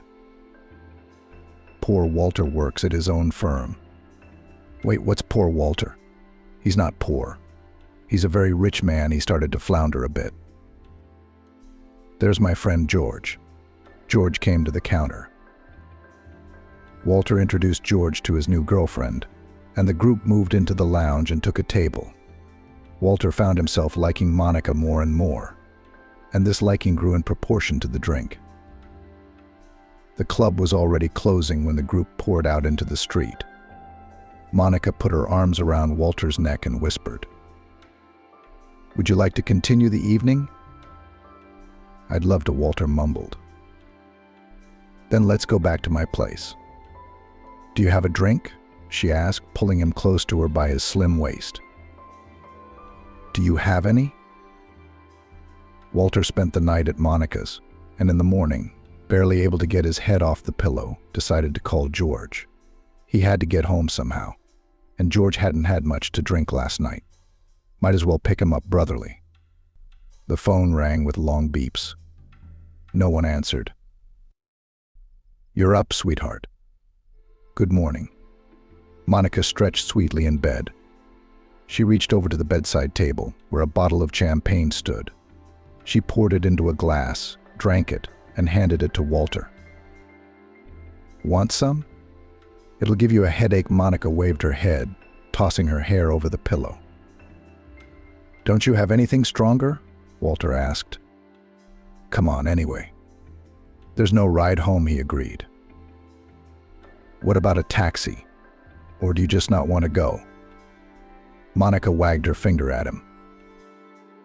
Walter fell into the hottie's arms. Finally, tearing themselves away from each other, they lay silent, breathing heavily. Walter was the first to break the silence. "I'm kind of hungry. Should I cook something to eat?" No cooking. I hate the cooker and everything that goes with it," she said flatly. "Why don't we go out and have lunch?" "Where?" "A restaurant, for example." "Let's do that." Walter decided that this wonderful night must have a beautiful ending. "I'll just make one phone call," he said. "Okay. I'm going to take a shower." Wrapped in a sheet, Monica stalked down the corridor. Tiffany was in a hurry to get home from work. She had to run to the shop to buy cheese and sausage. Today her son would bring his girlfriend to meet her. That thought made her happy. Surely this girl from his work. She's probably smart, kind, and very pretty. There's no other way around it. Her boy won't go out with just anyone. After changing her clothes, the housewife put on an apron and began to prepare dinner. She sent the chicken, carefully marinated since the morning, into the oven and began to prepare the appetizers. In the living room, she spread a beautiful tablecloth on the table and arranged the dishes and utensils. Tiffany was almost ready when the doorbell rang. She hurried into the hallway. "Mom, we're here." Walter greeted her mother cheerfully, kissing her on the cheek. "This is Monica." "Pleased to meet you," the woman replied, looking at the girl with a smile. She looked nothing like the image Tiffany had painted in her mind of her future daughter-in-law, bright, tall, and wearing a short skirt. "I'm Tiffany," she introduced herself. The girl smiled silently back. She looked around the spacious hallway with interest. "Why are we standing here?" "Come into the hall," Tiffany invited her son and his girlfriend. "I'll be right there." The woman went into the kitchen, while Monica continued to turn her head from side to side. "Nice place you have here. Do you live here alone?" Yes, my father died, and it's just me and my mum, Walter said, uncorking a bottle of champagne. Why don't you get married? The girl asked. It had never occurred to me. Maybe I haven't met the one I want to spend my life with, replied the man. Are you sure? Or maybe your mum doesn't let you. Monica laughed, and Walter looked at her, not knowing whether she was joking or seriously considering him a mama's boy. Stop it. I have a great mum, he hugged the girl. Tiffany came into the room. When she saw the young people, she was a little confused. Well, everything is ready. We can sit down at the table. The woman had a dish with fried chicken in her hands. It smells so good, Mummy. Walter wiggled his nose. I love it when you bake chicken with your signature recipe. Thank you, son, Tiffany replied. Wanting to lighten the mood a little, she turned to Monica. What do you, Monica, like to cook? Can you share a recipe? Monica looked at the woman, then at Walter. I don't like to cook anything, she replied. I prefer to eat in restaurants or, at the very least, order takeout. It was Tiffany's turn to be surprised. How can you do that? How are you going to feed your husband and children? After all, we all know the way to a man's heart is through his stomach. That wisdom works, believe me. So you married Walter's dad because of your chicken frying skills? Monica asked, not the least bit embarrassed, reaching for the salad. Tiffany stopped chewing for a moment. She thought the question was downright rude and insensitive. The smile slowly slid off the woman's face. She looked at Monica, who was putting on the salad, not noticing that she had said something wrong. Sensing the awkwardness of the situation, Walter tried to gloss over it. Mummy, Monica wanted to say that you are a very good cook, and Daddy just couldn't help but fall in love with such a good hostess. He looked at Monica. She nodded her head. Yes, that's what I was going to say, she said, still chewing. The dinner conversation did not go well. After tea and cake, Walter and Monica left. I'll see Monica off and come back, he kissed his mother on the cheek. She continued to clear the dishes from the table. She did not say goodbye to her guest, showing her displeasure with her son's choice. When the son returned home, Tiffany was about to go to bed. She took a sedative. The woman couldn't get over Walter's girlfriend. She seemed rude, defiant. She was nothing like Tiffany had imagined her future daughter-in-law to be. Mama, are you still awake? Walter asked, peering into his mother's bedroom. No, son, she sighed. Your friend made my blood pressure skyrocket, and I had to take medicine. Mom, why do you have to make things so complicated? The man was indignant. Monica is a normal, modern girl. If she doesn't want to stand at the cooker, she doesn't have to. Nowadays, you can really order ready meals, and the laundry can be delivered to the laundrette. Specially trained people can clean the house too. Why bother? Is it not normal that a woman wants to be beautiful and well-groomed, not tortured by constant cooking, laundry, and cleaning? Do you think I'm tortured? Tiffany asked. Yes, all the years I took care of your father. He always had clean, ironed shirts, and he was always well-fed, and the delicious dumplings we used to make together. Don't you remember? And this one of yours probably has no idea how normal people make dumplings, pies, or where clean linen comes from in the cupboard. Mom, this is my choice in my life. Walter tried to argue with his mother. She doesn't want anything from you but money. Look at her. She's dressed like Tiffany almost swore, though she wasn't in the habit of doing that. I'm sorry, God. If your father had seen that tarnished, tastelessly dressed and ill-mannered girl. Here we go. I'm going to bed. I have to get up early tomorrow, said Walter. He walked out of his mother's bedroom, closing the door behind him. Tiffany sat at the dressing table for a while longer, looking at her face in the mirror. Since her husband's death, she had visibly deteriorated. Her face showed signs of fatigue. Maybe I should retire, she thought. It wasn't the first time Tiffany had thought it was time to stop working. Her health was failing more and more. Her eyesight was getting worse. Then there were the computers that now had to be mastered. Tiffany was having a hard time. The younger generation, on the other hand, was getting up to speed and not afraid to work with any software. It's decided I'll talk to the boss tomorrow. If there is a candidate to take my place, I'll make way for the young people and go on a well-deserved holiday, she decided. Walter's mood was high. His trading company was 1 year old. As director and owner, he could see the results. Profits were growing. There were more and more partners, and the accounts were finally beginning to show a substantial amount of money. On this occasion, the man decided to thank his employees and organize a party. The staff took the news with enthusiasm. It was decided to free the meeting room, decorate it, and order catering with snacks, drinks, and dishes from the restaurant. On the appointed day, everyone gathered to celebrate the firm's anniversary. George and Monica were also invited. Dear friends, colleagues, Walter addressed the audience. I am happy that we are celebrating the first birthday of our company. I would like to thank you for believing in the success of our business from day one and doing everything to make it grow, bring us success and profit. Thank you. The people applauded loudly.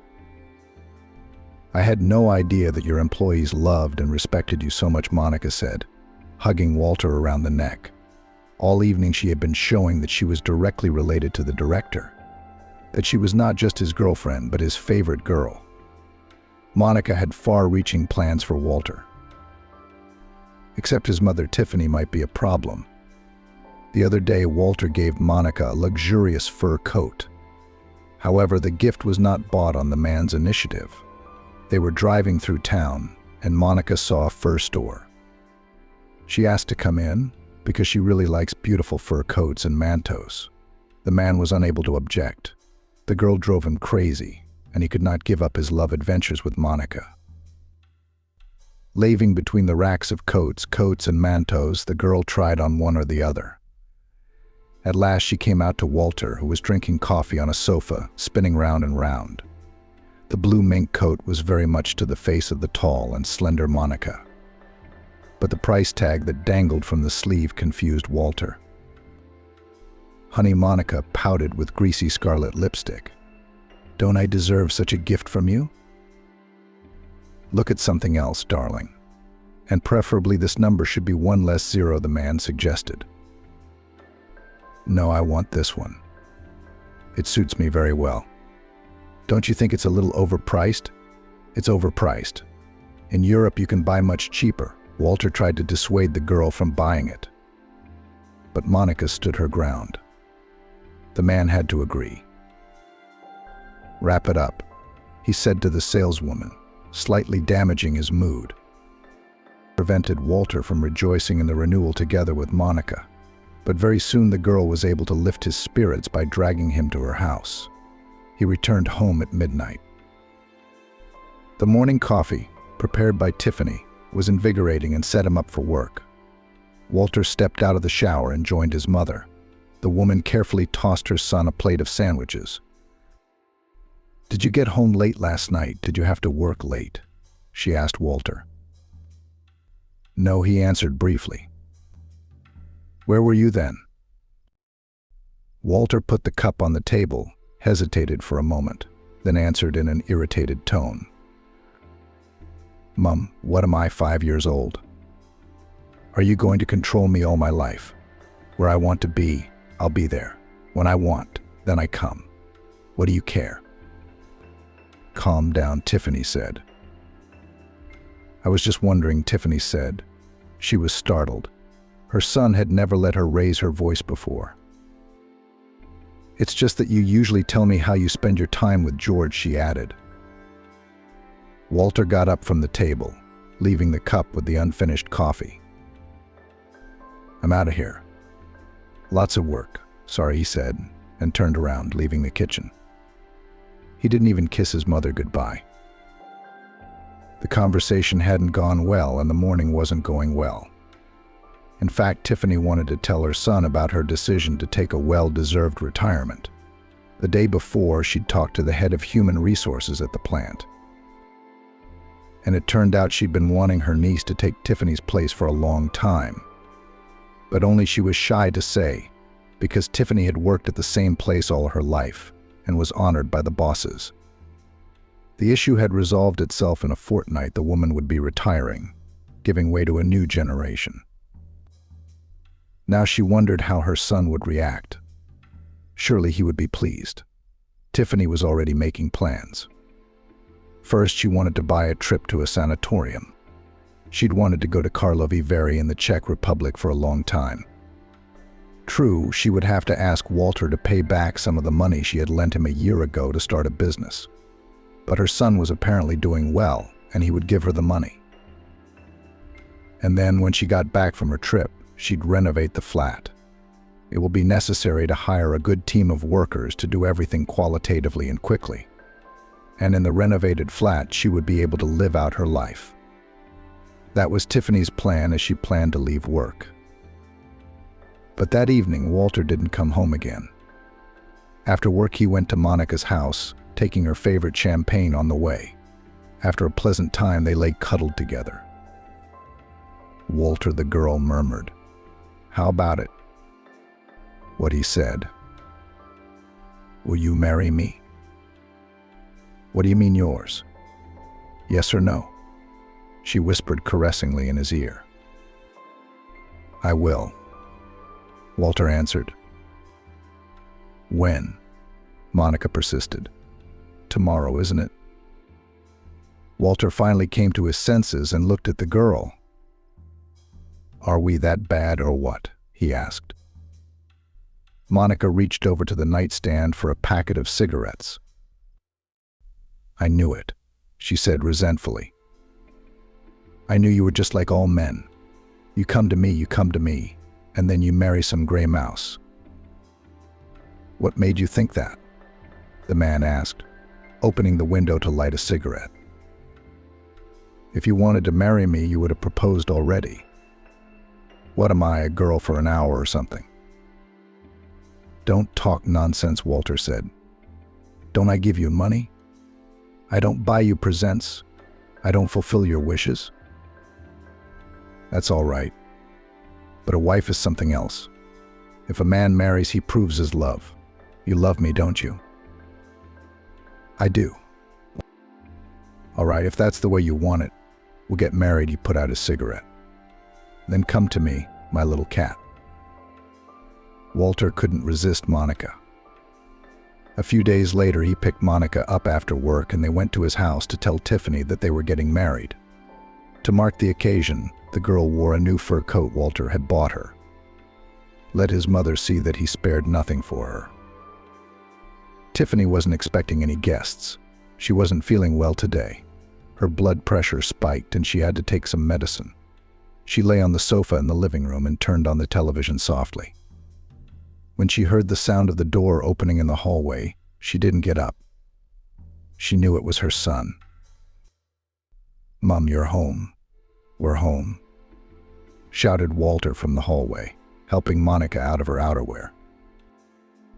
Realizing that her son had not returned alone, Tiffany got up from the couch. Walter and Monica entered the room.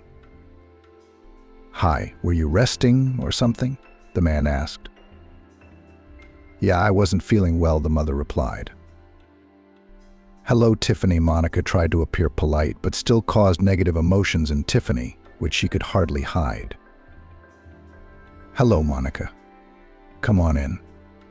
"I'll put the kettle on." The woman went into the kitchen, but Monica beat her to it. "Don't worry, sit down, rest, I'll do it myself," Monica said. "Yes, Walter, go ahead." He lightly slapped her just below her back.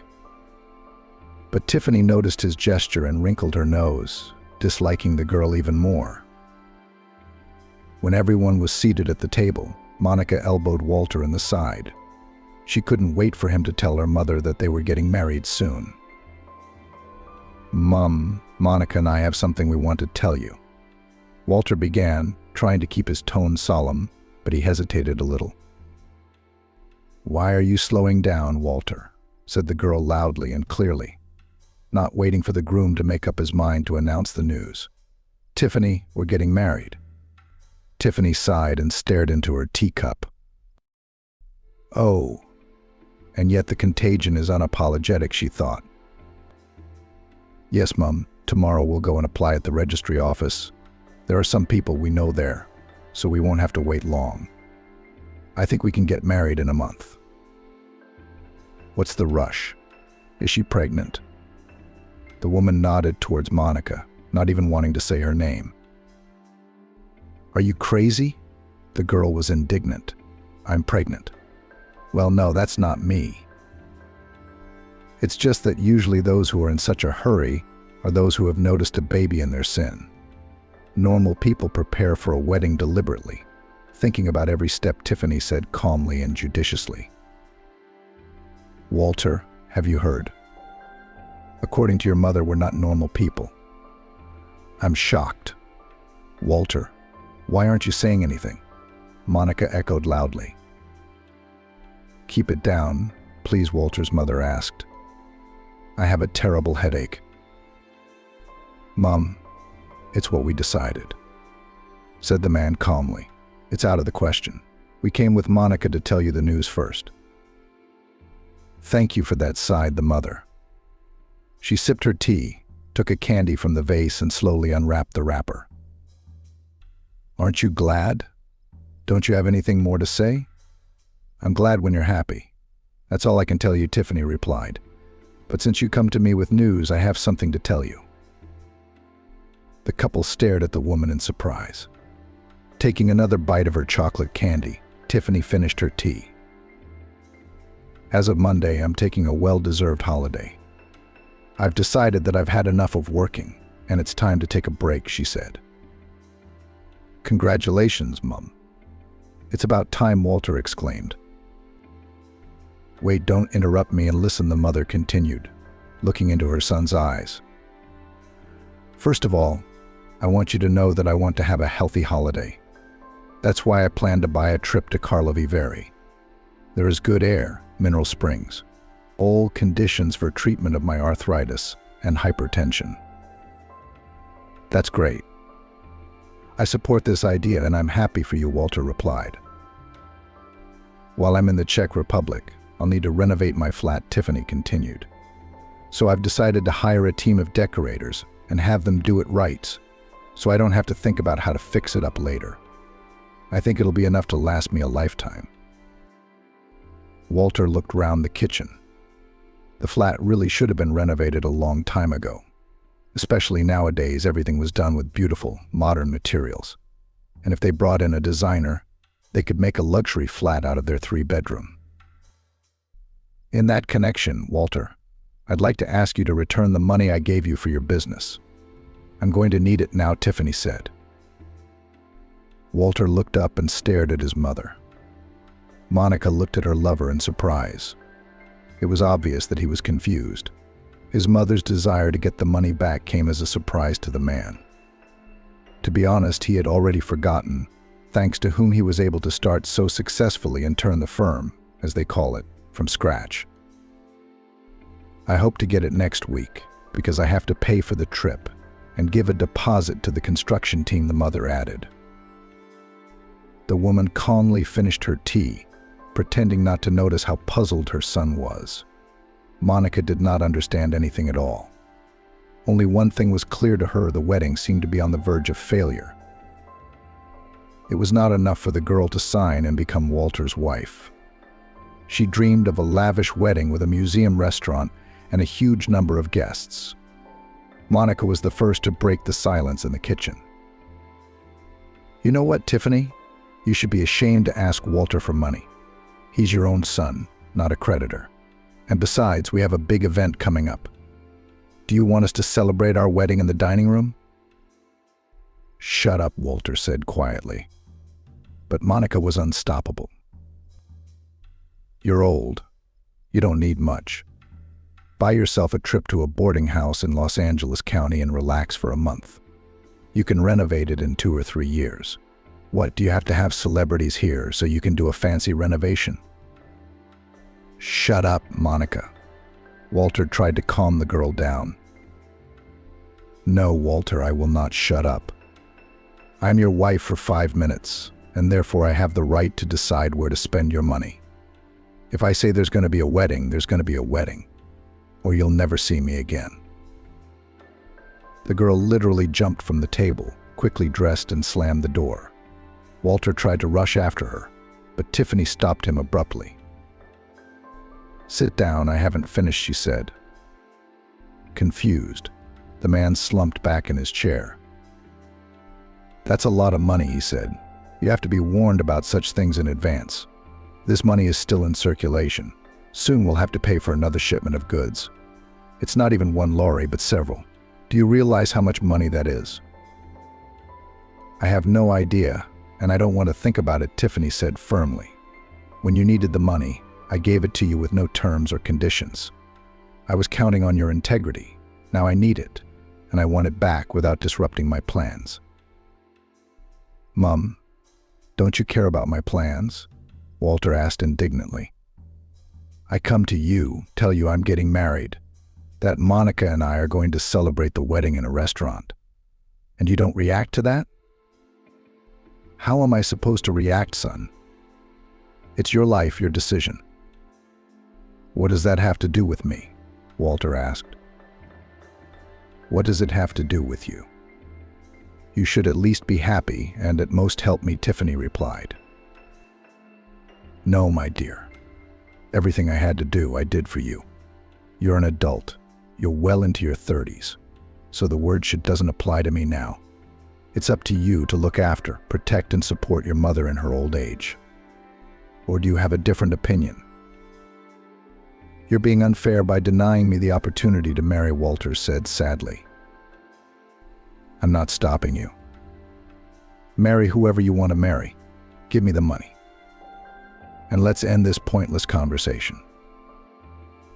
Tiffany left the kitchen and went to her bedroom. Walter sat there thinking. He was working out in his mind how to get out of this situation without arguing with his mother and Monica, and without losing profits at the firm. He did have to pay for another shipment of goods, and it was quite a large sum. He dialed Monica's number, deciding to go to her to discuss everything, and at the same time to stay at her place for the night. But she didn't answer the phone. She's offended, Walter thought. He switched off the kitchen light and left the flat. Getting into his car, the man headed for his mistress's house. The light in her window was on. Walter noticed this as he drove up to Monica's house. But when he rang the doorbell, no one answered. The man started pounding on the door with his fist. Monica, open up, we need to talk. Footsteps were heard outside the door. Walter breathed out a sigh of relief. What do you want? Monica asked through the door. Talk. We already did. I thought you were a man. Turns out you can't make up your mind without your mummy. Yes, I can, honey. Open up, Walter asked. The door opened softly. A man stepped into the hallway. Monica stood with her back against the wall, her lips down and her eyes on the floor. Her whole appearance showed how much she resented Walter and his mother. Well, aren't you sorry, honey? The man tried to hug her, but Monica pushed him away. Tell me, who do you want to live with, Mummy or me? Monica asked. Of course with you, my love, answered Walter. Then why don't you consider me at all? Do I have to get married in a dressing gown? And my guests will eat Olivier and potatoes with cutlets in the dining room. Don't worry, it won't happen. You just have to wait a little longer, Walter urged her. I don't want to wait. Can't your mother wait with her silly whims? Monica was indignant. I don't know, dear, but we'll think of something together. So he pulled the girl against him and quietly pushed her towards the bedroom. Monica gave in. She knew what strings Walter could pull. Then, lying in bed, they thought of a plan of action. "Should we send your mother to a relative?" Monica asked. "Why?" Walter didn't understand. "To keep her out of the way. Don't you understand? Let her stay here. We'll have a wedding in the meantime. And when she gets here, you'll give her the money, or part of the debt." "She doesn't even have any relatives," Walter puffed on his cigarette. "She had relatives. Only her father and mother lived in a remote village, but they died a long time ago. I was just a kid." "Where is this village?" the mistress asked. "Somewhere in Montana." And I didn't seem to go into much detail. Didn't her parents leave her daughter anything when she died? If there's no one else, she must have inherited something. "Oh, please don't be ridiculous. What inheritance is there in a remote village? It's a small house, but it's probably rotten by now. My mother once went to my parents' grave and told me that almost all the houses in the village were abandoned. Everything was dead." Monica raised herself up on her elbows and looked carefully into Walter's eyes. There was triumph in her gaze. "That's the way out, my dear," she whispered, smiling. Walter arrived home on time on the appointed day. Tiffany noticed that Walter was acting strangely, always trying to give her something. Then he called her to have tea together and talk. After the fight the other day, they'd hardly spoken. But apparently the son had come to his senses and realized that his mother was right. Walter poured the aromatic tea he'd brewed himself into cups and moved the sugar to Tiffany. "How are things going at the firm, son?" the woman asked. "It's fine, as usual. We're working, making progress. You know we're not going backwards," Walter said, smiling. The mother thought his smile was strained, unnatural. "What do you do? Did you go to a travel agency?" Tiffany began to tell her, but her son interrupted her, asking for a clean hand towel. The woman went to her room, and he quickly pulled a vial from his pocket and dribbled it into his mother's cup. It was a sleeping pill. "Here you go." The mother handed Walter a towel. "Thank you, Mum. Now you can drink your tea in peace. You drink too." As they talked, the woman drank the whole cup and suddenly felt faint. She leaned against the wall. "I don't feel well, Walter," she said. But the man had already taken her in his arms and carried her into the room. He laid her on the sofa and hurried into the hallway to open the front door. "She's asleep." "Everything worked out?" Monica asked as she entered the flat. "Yes, I think she's asleep. We're in a hurry. We have to get there before she wakes up." Walter took his mother in his arms, and Monica grabbed a blanket and pillow from the couch. They left the flat and walked down to the courtyard. The man put his mother in the back seat, placing a pillow under her head, and covered her with the blanket. Opening the boot, he threw in Tiffany's warm clothes that Monica had collected. Several bags of groceries stood nearby. Slamming the doors, Walter and Monica hit the road. As they pulled onto the motorway, Walter increased his speed. He drove as fast as he could, afraid that his mother would wake up and his and Monica's plan would fail. By 5 a.m., they reached the remote village where Tiffany had been born and raised. They found her parents' house. There was hardly any snow in town, but here it was knee-deep. Walter made his way to the gate and struggled to open it, and then the door to the house. He went back to the car, carried his mother into the hut, and put her on the bed. "Where should I put the groceries?" Monica asked. She was standing in the doorway holding the bags. "Over there on the table," Walter pointed. He covered the mother with a blanket and put a coat on top to keep her warm. "Let's go, Monica." They closed the door and drove away. They glimpsed abandoned houses with boarded-up shutters, lit by headlights. Tiffany woke up and felt terribly cold. She struggled to open her eyes. Her head hurt badly. She tried to get up, but fell back onto the bed, feeling completely powerless.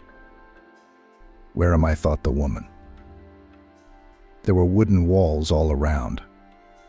Faint daylight shone through the boarded-up windows. It took a while for Tiffany to realize that she was in her parents' house. But how she had come to be here, the woman didn't understand. The last thing she remembered was Walter giving her tea. And then darkness. "Masters, is anyone there?" There was a man's voice. There was a banging on the door. Tiffany tried to answer, but her tongue stuck to her mouth. "Hey," came another shout from outside. "I'm here," she said in a hoarse whisper. Her throat ached terribly. The door opened. A man with a gray beard, wearing a warm jacket and a winter hat, appeared on the threshold. When he saw the woman lying on the bed under some things, he rushed to her. "Who are you? What's the matter with you?" he asked Tiffany, patting her cheeks. "Are you all right?" "It's cold," she whispered. "Now wait, let me help you." The man grabbed a blanket, wrapped it around Tiffany, threw off his jacket and covered her with it, tucking it under her side. "How did you end up here? No one's been here in ages." She stared at him, unable to say a word. A man ran out of the house in a jumper. He was back in a minute. "I'll get some wood. I'll heat the stove. It'll be warm. You just put your head down for now. Wait a bit." In a few minutes, the wood was crackling in the stove. Tiffany could see the glow of scarlet flame through the crack in the door. The cooker was warped and wouldn't close tightly. "I see you've made a good home here. How much groceries did you bring?" Tiffany turned her head and saw the man looking at the bags on the table. She warmed up a little and began to come round. The woman realized that Walter had brought her here to keep her. She was against his wedding, and she demanded the money back. Meanwhile, the man had put a cloth rucksack on the table. "I'll pour you some hot tea. You'll warm up quickly," he said, and took a thermos out of the rucksack. He unscrewed the lid of the glass and poured the hot, aromatic drink into it. Taking a seat next to Tiffany on the bed, he helped her up. "Here you go. It's delicious." "Thank you." The woman took a few sips and thanked him. "What's this?" "I make it myself. It's rosehip, hawthorn, and some other herbs," the man replied. "Do you feel better?" "Yes, I'm almost completely warmed up. And I'm walking, looking at the tracks of a car. From it, footprints lead to the house," began to tell the stranger. "No one has been in this house for ages, and now hello guests have arrived.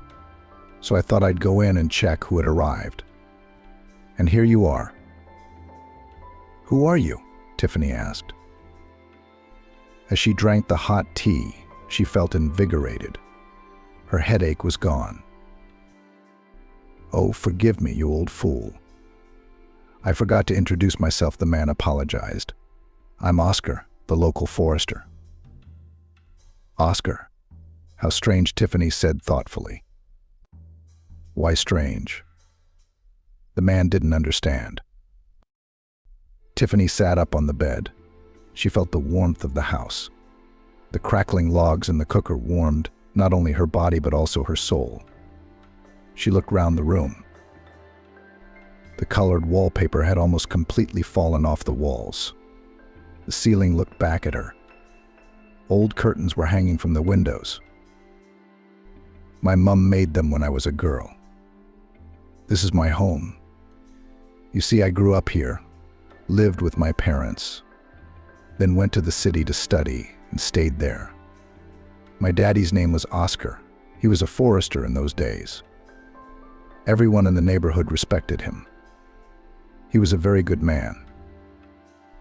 Oscar listened in surprise at first, and then he laughed. "So I'm a forester too." "Oscar, like your father. What a coincidence. I never would have guessed. And of course I've heard that a very good man used to be a forester here. But I didn't know we were namesakes. Oscar laughed again. How did you end up here? Where are your relatives and friends? The car you came in. I saw the tracks. A Jeep or some other off-road vehicle? I don't know, Tiffany said sadly. I guess I don't have any family or loved ones anymore. The forester took her hand in his, noticing the sadness of her new acquaintance. Don't jump to conclusions. Things happen in life, he sighed tiredly. Then he squared his shoulders and spoke in a cheerful voice. If you've decided to stay here, you'll have to put the house in order. I'll help you. Do you mind? No, not at all. Tiffany smiled. Who wouldn't want help under these circumstances? Thank you. All day long, Oscar and Tiffany tidied up the house. The first thing the man did was to take away the boards that had been used to board up the windows and fix the doors, which had fallen apart. Tiffany got to work scrubbing the floors and windows. After removing the old curtains, she poured water into a basin and prepared to wash. But Oscar stopped her. You shouldn't have such old curtains in the house, Tiffany. So what am I going to do without curtains? We'll put up new ones, Oscar said confidently. Where are we going to get them? Wondered the woman. If we look hard enough, we'll find them, said the forester in a mysterious tone. Tiffany shrugged her shoulders. The day was drawing to a close. Tiffany had already boiled the potatoes, cut the sausage, and opened a can of stew. Your son was very thoughtful, not daring to leave him in the woods without food, Oscar said, but he immediately regretted it. Tiffany grew sad again, thinking, yes, that's the way it is, raising my only son. You spare nothing for him, and he takes you to the woods, to a cold hut, she sighed. Don't worry so much, Tiffany. People live everywhere, and you're your own here. This is your homeland. The Karelian forest. It has some kind of ancestral memory, protects those who were born and grew up under its pines. Everything will be all right. I know, the man smiled. Tiffany thought. What brings him here? He's certainly not from around here. Tiffany and Oscar became friends. The woodsman visited the woman every day, helping her with chores. Oscar fixed furniture that Tiffany remembered from when she was a little girl. He brought water, helped with firewood. Tiffany fed him a delicious lunch. I saw lights on in some of the houses, people living. I guess they're not leaving, she asked Oscar one day. They are. There are 10 houses left from the whole village, he replied. Mostly the ones the children don't need, and the lonely old people. What do they do here? Who keeps cattle? The vegetable garden feeds them. They go to the forest to gather berries and mushrooms. They catch fish in the lake, then sell them in town. And there's nothing else to do here.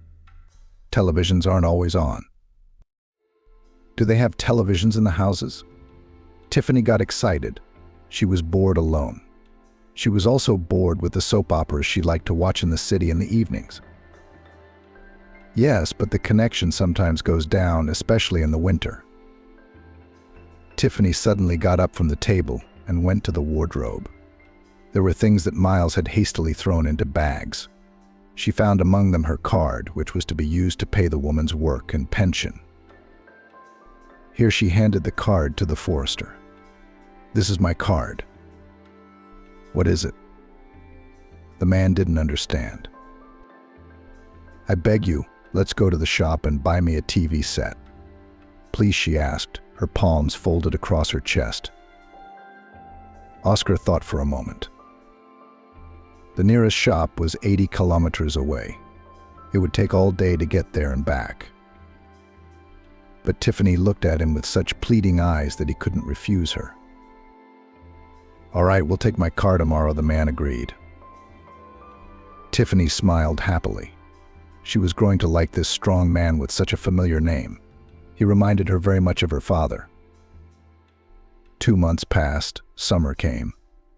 One warm evening, Oscar and Tiffany were having tea in the yard.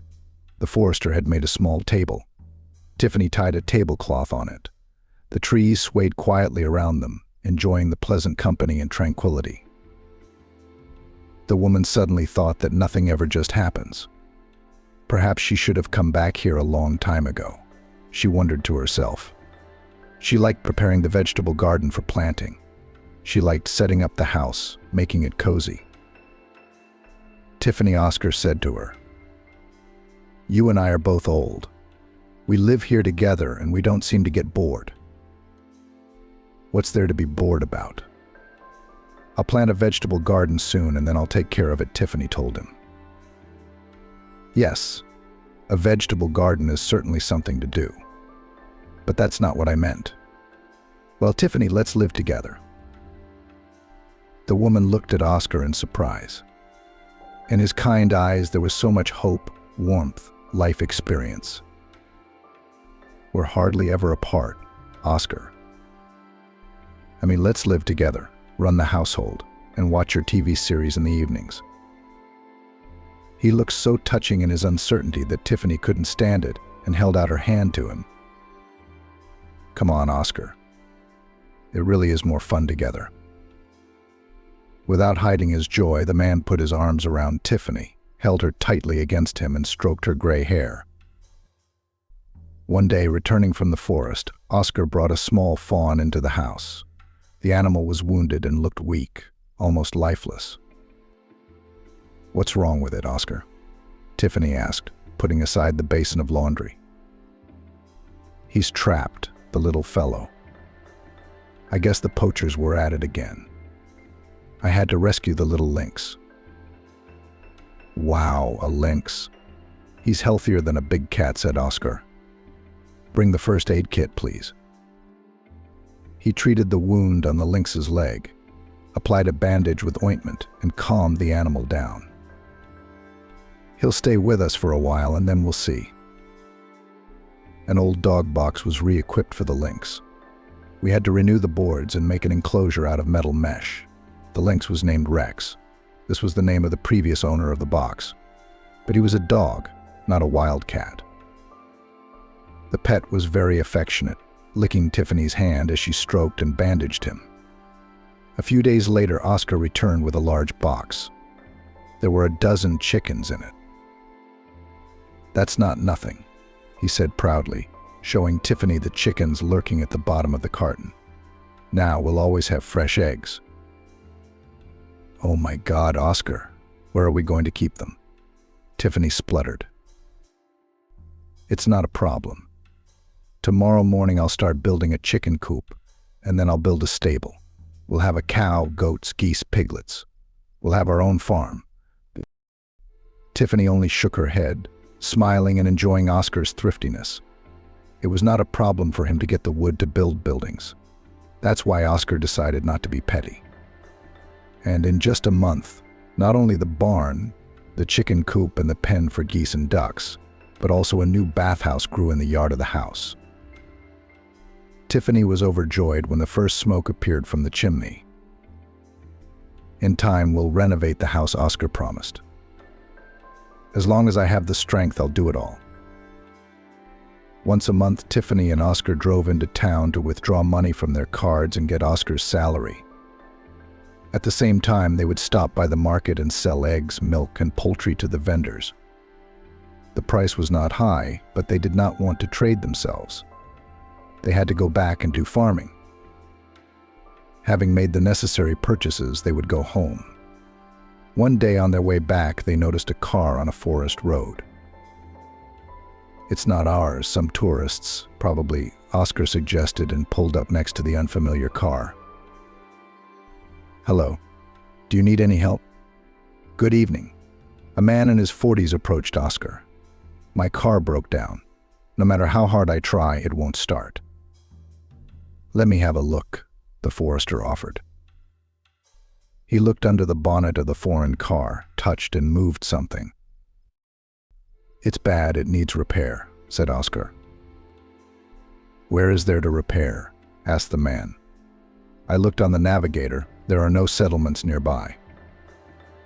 Two boys of about 8 or 10 years old jumped out of the strange man's car. They were followed by a woman. Oscar looked at the family and said decisively, "Let's go to our place. Tomorrow morning I'll take you to the service. There's a cable." The men hooked the foreign car with the cable, and everyone settled down. Oscar dragged the broken car to the village. "Here we are," he said. And Tiffany, inviting the guests in, added, "Come inside." She led the woman and her children inside. It turned out they had traveled a long way. "We've wanted to see the local sights for a long time, but the car was a little slow," the woman said. "My name is Natalie, and these are our sons Miles and Nicholas." The boys sat down near the enclosure with a lynx, looking at it in surprise. Everything in the house and in the yard seemed strange. In the evening, everyone gathered round the table outside. Oscar and Natalie's husband Travis grilled meat on the barbecue, and the women prepared vegetables and herbs. For such an occasion, Oscar got a bottle of moonshine from somewhere. To getting acquainted to meeting. "Here's to your car being repaired quickly," he said, pouring it into shot glasses. Everyone present supported him. The evening was wonderful. Natalie put the children to bed in the house. They barely made it to bed. The hosts and guests all sat around talking, drinking fragrant tea with forest herbs. And the next day, Travis's car was taken to the service center. It turned out that it would be ready only the next day, and the men returned to Oscar and Tiffany's house. The guests had brightened up the homeowners' lives. All day the boys tended to the animals, fed carrots to the rabbits, carried hay for the cow and collected eggs in the hen house, and then drank steamed milk. Travis and Oscar chopped wood and stacked it in a neat stack, and the women cooked meals. In the evening, everyone went to the lake, swam and boated, and when they returned, a real bathhouse was waiting for them. It was a wonderful weekend. "Thank you," the guests thanked the hospitable hosts. "We could not even imagine that this is such a wonderful holiday, and we really enjoyed it." "Come back again," Oscar said, shaking Travis' hand in farewell.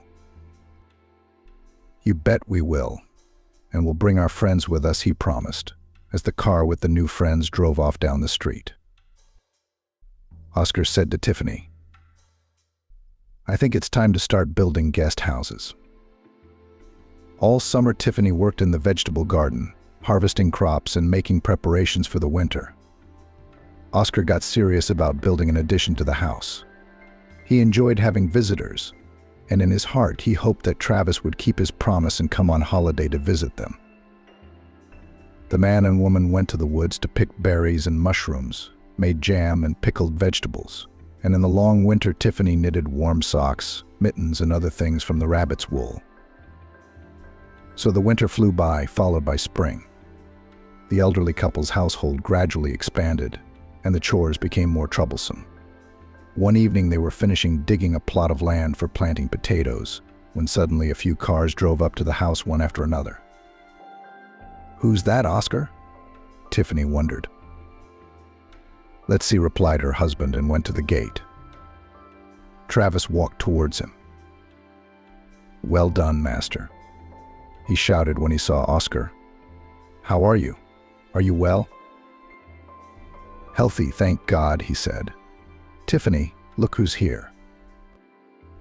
The men hugged each other, happy to see each other. "Will you take me in? I want to stay for a week, go fishing, walk in the woods, just relax," Travis asked. "Why do you ask? We are only glad to have such guests." Oscar smiled, patting his friend on the shoulder. "But you see, I didn't come alone." "How many of you are there?" asked the owner. "Is this all of you coming to our place?" He pointed to the cars. "Yeah, we'll sort it out among the guests." People started pouring out of the cars. Men, women, children. And before Tiffany could catch her breath, she was surrounded by young women, shaking hands and calling out their names, asking her where to take her things and her groceries. "To the house, girls, to the house," Tiffany replied, confused. Gradually, things calmed down and there was no more fuss. The women began to prepare the food, and the men set up some tents in the yard. What clever people, Tiffany thought.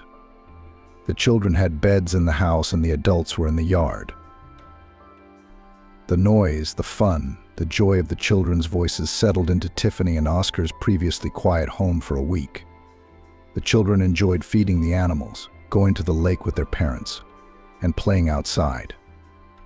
The women helped Tiffany, even though she refused to help. After all, people were here on holiday. The men had plenty to do all day long, and they enjoyed it all because of the variety. Oscar even took the guests hunting, and how they enjoyed fishing. Tiffany collected gifts for the guests: socks and mittens made of rabbit wool, jam made of wild berries, pickled and salted mushrooms, and smoked fish caught by the guests themselves. For a long time, the hosts hugged and could not part with their guests. They had become so close during that week, and when the townspeople left, Tiffany found money and a card under the tablecloth in the room, wishing them well and hoping they would meet again. "So we've made our first money on our farm," Oscar smiled happily. He felt that soon there would be new guests in the house, and he was not mistaken.